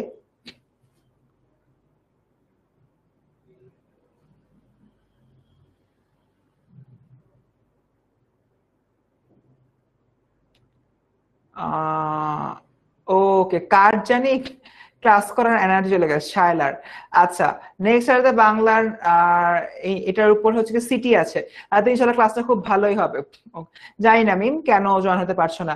আচ্ছা, এভাবে কি কলেজে লাইন বাই লাইন পড়িয়েছে? আচ্ছা ঠিক আছে, স্লাইডের এসএস নেওয়ার জন্য টাইম দিব। মুন্নি বলছে পড়ায় নাই, এক্সপ্লেন করে পড়ানো হয়েছে। ওকে ঠিক আছে ভাইয়া, রিডিং শুধু, আহারে রিডিং করলে কি হয়, এটা তো বুঝবা না তোমরা। আচ্ছা, তো স্টুডেন্টস এটাই অ্যাকচুয়ালি দেখা যায় কি, আমি কোনো কলেজকে ডিমিন করতেছি না, বা কোনো কলেজের হলো কি পড়ানোর যে স্ট্রাকচারটা, সেই স্ট্রাকচারকে আমি ইয়া করতেছি না, মানে আন্ডারমাইন করতেছি না। বাট একটা জিনিস আমার কাছে মনে হয় শিক্ষক হিসাবে আমাদের প্রত্যেকের ভেতরে থাকা দরকার, সেটা হচ্ছে তোমরা মাত্র এসএসসি পাস করে এইচএসসি তে উঠছো, দ্যাট মিনস তোমাদের অনেক কিছুই অজানা, তোমাদের অনেক কিছুই জানতে হবে, বুঝতে হবে। এই যে জানার আর বোঝার যে জায়গাটা, এই জন্য অ্যাটলিস্ট কবিতাগুলো লাইন বাই লাইন পড়ানো উচিত। কারণ লাইন বাই লাইন না পড়লে তুমি বুঝবা না, এক লাইন মানে কবিরা তো লিখছে কবির মতো, আল্লাহর রাস্তায় লিখে গেছে, এরা তার ভাবে নাই এই যে মহাকালের জন্য তাদের এই সাহিত্য কর্মগুলা বিশাল একটা স্থান পেয়ে যাবে, তারপর 100 বছর পরে তোমার আমার রেগুলার পাঠ্য বইতে এসে আমাদের জীবনটাকে ধ্বংস করে দিবে। এটা তো আর কবিরা ভাবে নাই। তো কবিরা কবির মতো বুঝায় গেছে, লিখে গেছে। তো এখন শিক্ষকদের দায়িত্ব লাইন বাই লাইন বুঝায় দেওয়া, স্টুডেন্টরা ওকে দিস দ্য রিজন, আচ্ছা ঠিক আছে, এটার থেকে এটা হয়েছে, এটার থেকে এটা হয়েছে, এটা অ্যাকচুয়ালি তোমার বুঝতে পারে। কুল, আগাই বেশি একটা টাইম নাই। কোন দিকে নাহি চায় ঢেউ করে নিরুপায় ভাঙে দুধারে, দেখে যেন মনে হয় চিনি উহারে। আচ্ছা, কোন দিকে নাহি চায় ঢেউ গুলি নিরুপায়, এখানে কোন দিকে নাহি চায় বলতে যে মাঝি তো আসলে ওর তো লাগবে না, ও তো নিজেই তো একটা বস লেভেলের মানুষ না। তো সে আসলে মানে কোনো কিছু করতে তার দৃষ্টিপাত নেই, সে যাচ্ছে। দেখো, তোমার কর্ম কে তুমি মানে বেস্ট করার জন্য অনেক কিছুই করবা। মানে ফর এক্সাম্পল আমি চাচ্ছি আজকে যাতে আমার এই ক্লাসটা তোমাদেরকে বেস্ট ওয়েতে প্রেজেন্ট করতে পারি, এটার জন্য গতকালকে তোমাদের সাথে মজা করে একটা র্যাপ ভিডিও বানাইছি। তারপরে আজকে ক্লাসে আগে ক্লাসটা মানে স্লাইডটা আমি পড়ছি, কোন জায়গায় ভুল টুল থাকলে ঠিক করছি। তারপরে হচ্ছে আমি নিজে কবিতাটা পড়ছি, পড়ার পরে নিজে একটু প্র্যাকটিস করছি যে এই স্লাইডে এটা বলবো। তোমরা ভাবতে পারো স্লাইড আসতেছে আর ভাইয়া বলতেছে, নট লাইক দ্যাট বাবা। আমি স্লাইড কোন স্লাইডে কি বলবো, স্লাইড নাম্বার 41-এ এসে আমি কি কথা বলবো আমার মোটামুটি মাথার মধ্যে আগে থেকে সেট আপ ছিল। তার কারণটা কি? তার কারণটা হলো কি আমি আমার ক্লাসের প্রিপারেশনটা এইভাবে নেই, সেটা পেইড ব্যাচে হোক আর ফ্রি ব্যাচে হোক, যাতে করে তোমাদের সামনে বেস্ট একটা জিনিস উপস্থাপন করতে পারি, তাই না? এক্স্যাক্টলি এইটাই কবির যে কর্মটাকে তো সে বেস্ট ভাবে উপস্থাপন করার জন্য অনেক কিছু করছে। এখন দুঃখের বিষয় বা কষ্টের বিষয় হলো এইটা, আমি বেস্ট ভাবে উপস্থাপন করছি, তুমি কি আমার কষ্টের ব্যাপারে জানো আমি কত কষ্ট করছি স্লাইডটা বানানোর জন্য? তুমি কিন্তু জানো না। তুমি দেখবা, আসবা, আচ্ছা ওকে ভাইয়ার ক্লাস ভালো লাগে না, এবার ফারহান ভাইয়ের ক্লাস এত সুন্দর, ফারহান ভাই বেস্ট, ফর এন এক্সাম্পল। তো আমি ব্যাক এন্ডে কি কষ্ট করছে ওটা তোমার দেখার বিষয় না। এক্স্যাক্টলি মহাকালের বৈশিষ্ট্যটা এরকম, তুমি ব্যাক এন্ডে বা পেছনে বা ব্যাক স্টেজে কি কাজ করছো সেটা মহাকাল দেখবে না। মহাকাল দেখবে which is the best, this is the best, I will pick it up, this is the best of the best, I will pick up this. যেটা বেস্ট সেটা পিক আপ করবে। ওই যে মহাকালের প্রতি একটা নিরাসক্ত ধ্যান ধারণা রয়েছে, সেই নিরাসক্ত ধ্যান ধারণার কথা এখানে বোঝানো হচ্ছে। বাট নিরাসক্ত কেন সেটাই বেসিক্যালি এখানে বোঝানো হয়েছে। ডান। ওকে, যে আজমাইন চলে যাচ্ছে, তার মানে আজমাইনের কাছে, আজমাইন হলো মহাকালের প্রতীক, বুঝতে পারছো? আজমাইন ভাইয়ের ক্লাস ভালো লাগে না, গেলাম এরকম আর দুষ্টামি করলাম। আজমাইন কিছু মনে করো না, দুষ্টামি করলাম তোমার সাথে। আচ্ছা, তো দেখি এতটুকুই গেল। এরপরে তো ভাবার্থ রয়েছে, আমরা এমসিকিউ পরে দেখবো। কই বলছেন, ওগো তুমি কোথা যাও কোন বিদেশে, বারেক ভিড়াও তোরি কুলেতে এসে। ওগো মানে মাঝিটাই যে এরকম, দেখো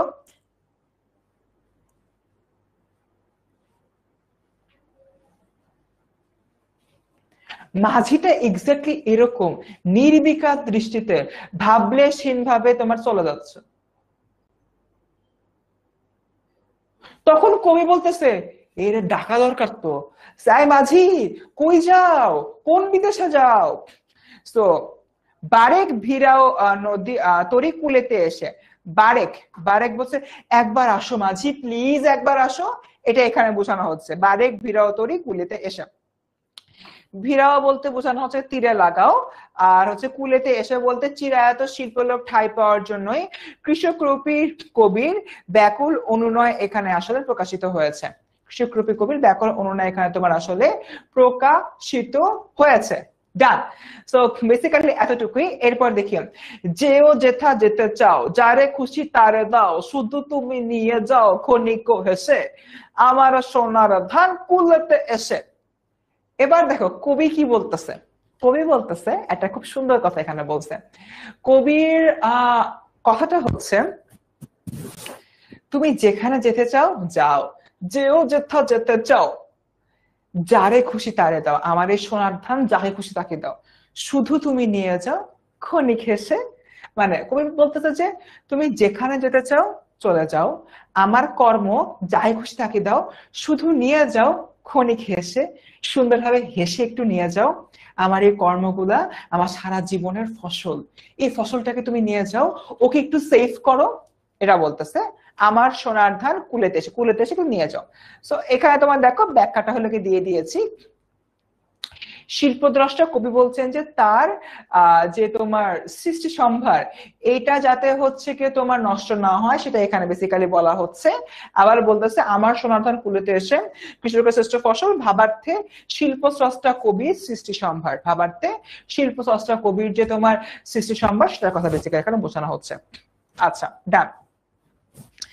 আচ্ছা স্টুডেন্টস, তোমরা কি খুব খুশি হবা? তোমরা কি অনেক খুশি হবা যে আজকের এই স্লাইডটা যদি আমি তোমাদেরকে দিই? তোমরা কি খুশি হবা না খুশি হবা না বলো তো একটু, বলো না। আচ্ছা ঠিক আছে, আর হাসাবো না। আমি বলে হাসাই পড়াই, আমি বলে হাসাই। তোমরা কি খুশি হবা যদি আজকের এই স্লাইডটা তোমাদেরকে আমি দেই? এনিওয়ান?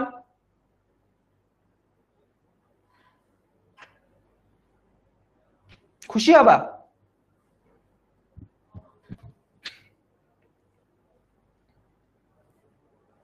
সেরা ভাই, আপনার তো অনেকে মিস করে, আফরিন বলতেছে। ওকে ঠিক আছে, আমি অনেককেই দেখতেছি যে খুব কষ্ট পাচ্ছ যে ভাইয়া সরেন স্ক্রিনশট নিব এই সেই। ঠিক আছে ডান। ক্লাস তো প্রায় শেষের দিকে, 9:20 বেজে গেছে, 10 মিনিটের মধ্যে ক্লাস শেষ হয়ে যাবে। ক্লাস শেষে আমি 10টার দিকে তোমাদের এইচএসসি 27 স্টার স্টুডেন্টস ডায়নামিক্স যে গ্রুপটা রয়েছে, এই গ্রুপে এই স্লাইডটা রিলেটেড একটা হচ্ছে পোস্ট করব। পোস্টের কমেন্ট সেকশনে একটা লিংক থাকবে, লিংকটা ফিল আপ করলে স্লাইডটা তোমরা পেয়ে যাবা। ঠিক আছে, সো এই জিনিসটা আমি তোমাদেরকে এনশিওর করে দেবো। সো তোমরা স্লাইড নিয়ে মারামারি করো না, নাম্বার 1।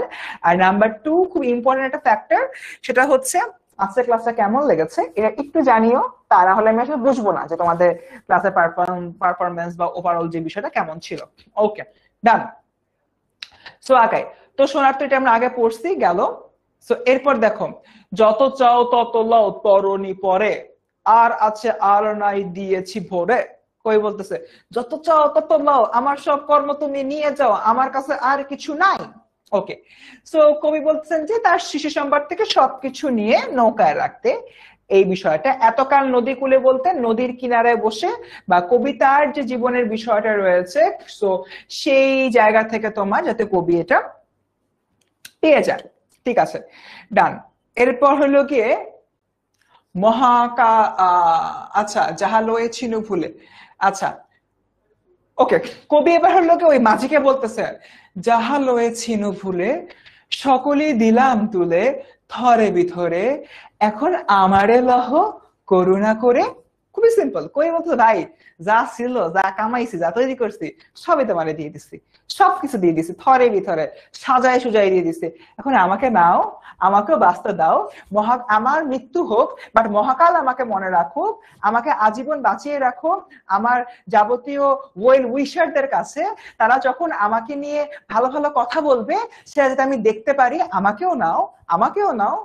বাট এরকম একটা জায়গা থেকে আমরা দেখতে পাই আমাদের মহাকাল বা মাঝি বলতেছে, ঠাই নাই ছোট সে তরি, আমারই সোনার ধানে ভরি গিয়াছে ভরি। দেখো কি বলতেছে আমাদের এই কথাটা, মহাকাল বলতেছে ঠাই নাই বাবা, ঠাই নাই, তোমার আসলে কোনো ঠাই নাই। তুমি কবি বা তুমি কৃষক, তোমার কোনো জায়গায় ঠাই নাই। তুমি তোমার জায়গা থেকে চলো, তোমার রাস্তা মাপো, আমি আমার রাস্তা মাপি। আমার সোনার ধানে গিয়েছে ভরি, মানে আমারই সোনার ধান হচ্ছে কবির যে তোমার কর্ম, কবির যে হলো কি তোমার কর্ম, সে কর্মতে সবকিছু ভরে গেছে। ওকে, কই গেল? এরপর দেখে শ্রাবণ গগন ঘিরে ঘন মেঘ ঘুরে ফিরে, শূন্য নদীর তীরে রহিন করি, যাহা ছিল নিয়ে গেল সোনার তরী। অর্থাৎ কবি এখন হলো গিয়ে নিঃসঙ্গ, তার মৃত্যু হয়েছে, এবং তার যে কর্মগুলো সোনার তরী নিয়ে গেছে, কল্পিত সোনার তরী, বা এখানে আসলে মহাকাল যেটা রয়েছে, মহাকালকে বোঝানো হচ্ছে। তো পাঠ পরিচিতিতে অ্যাকচুয়ালি অনেক কথা রয়েছে, আমরা এত দিকে যাব না, আমরা খুব সিম্পলি সামারাইজ করি আজকের ক্লাসটা। আজকের ক্লাসে হলো আমরা কি দেখিয়েছি? আজকের ক্লাসে হলো আমরা দেখিয়েছি যে একটা মানুষ পৃথিবীতে যখন আসার পরে তার একটা নির্দিষ্ট সময় পর মৃত্যু হয়। বাট এই যে মৃত্যুটা সত্য, অনিবার্য, কিন্তু সে যে কর্মগুলো সাধন করে, সে কর্মগুলো আসলে আজীবন থাকে, কখনো কর্মগুলো তাকে ছেড়ে যায় না। একটা মানুষের কর্ম ভালো হলে তার মৃত্যুর 100 বছর পরে, 1000 বছর পর তাকে স্মরণ করা হয়। এটার সবচেয়ে বড় উদাহরণ হচ্ছে আমাদের মুসলিমদের ক্ষেত্রে মহানবী হযরত মুহাম্মদ সাল্লাল্লাহু আলাইহি ওয়াসাল্লাম। তিনিও তোমার আমার মতো রক্ত মাংসের মানুষ ছিলেন, কিন্তু তার যে কর্ম, তার যে অবদান, সেটা আমরা এখনো হলো গিয়ে চিন্তা করি, এখনো ভাবি। আমরা যখন হচ্ছে গিয়ে নামাজ আদায় করছি বা অন্য কোনো সময় কোনো ইবাদত বন্দেগী করছি, আমরা তার নামে হয়তো তাসবিহ তাহলিল করছি, তার মানে দেখো একটা মানুষ এত হাজার বছর আগে মারা গিয়েছেন, মৃত্যুবরণ করেছেন, বাট তার কথা আমরা এখনো চিন্তা করি, কারণ তার কর্মগুলো এখনো বেঁচে আছে। অর্থাৎ মানুষের মৃত্যু হয়, বাট মানুষের কর্মের মৃত্যু হয় না। মানুষের যে কর্মের মৃত্যু হয় না সেই জিনিসটা এখানে বলছেন। আর মানুষের কর্ম মহাকাল ধরে এই পৃথিবীর বুকে বেঁচে থাকে। তবে মানুষ যদি চায় যে সে তার কর্মের সাথে সেও বেঁচে থাকবে, যেটা এই কবিতার শেষাংশে এসে কৃষকরূপী কবি হলোকে বলেছেন আমাকেও তোমার তৈরিতে নাও, সেটা আসলে সম্ভব না, সেটা অসম্ভব। সেটা যদি হতো তাহলে সৃষ্টির যে তোমার সৌন্দর্য, সেই সৌন্দর্য থাকতো না। এই হচ্ছে আমার সোনার তৈরি কবিতা। সো স্টুডেন্টস, এতটুকুই। একটা ছোট্ট পোল দিচ্ছি, একটু কাইন্ডলি জানাও ক্লাসটা কেমন লেগেছে।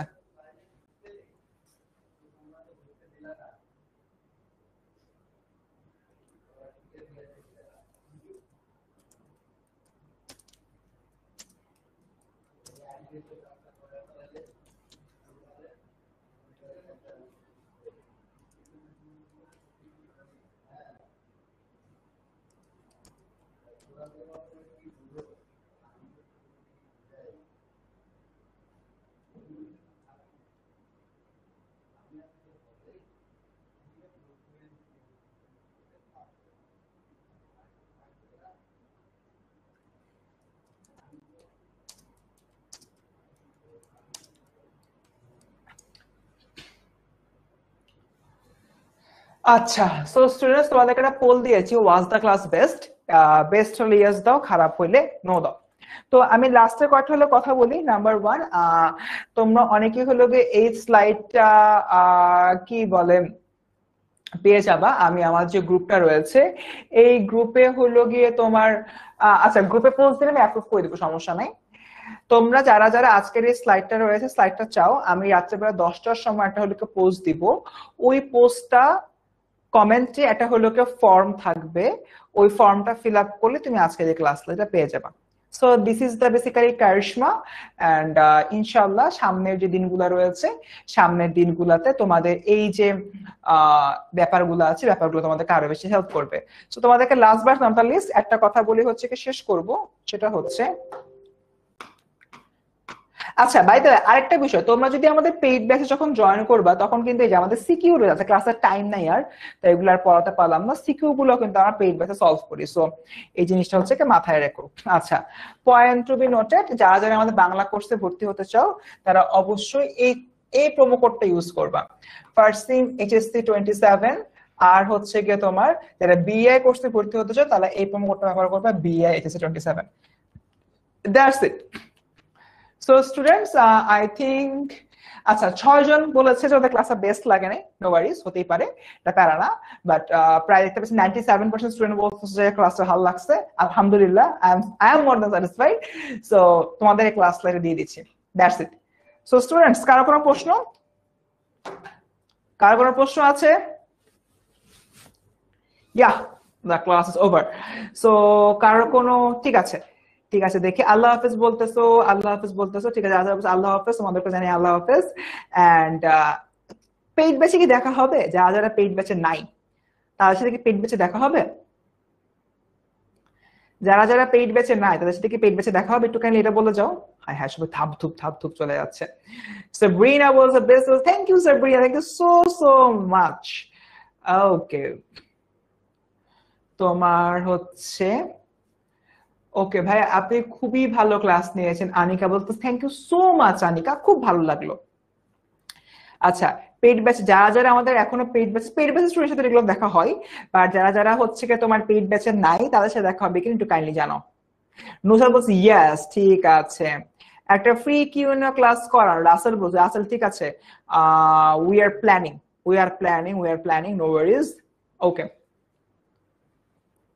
সেরা, thank you so much Ismail. মঙ্গলবারে দেখা হবে, আমাদের পেইড ব্যাচ স্টুডেন্ট মঙ্গলবারে দেখা হবে। হ্যাঁ, ওদের নিয়মিত পড়াচ্ছে, মঙ্গলবার নিয়মিত পড়াবো। তো স্টুডেন্টস আসি তাহলে আজকে, ইনশাল্লাহ পেইড ব্যাচে দেখা হবে। আর একটু পরে দাগানো স্লাইডে তোমাদেরকে দিয়ে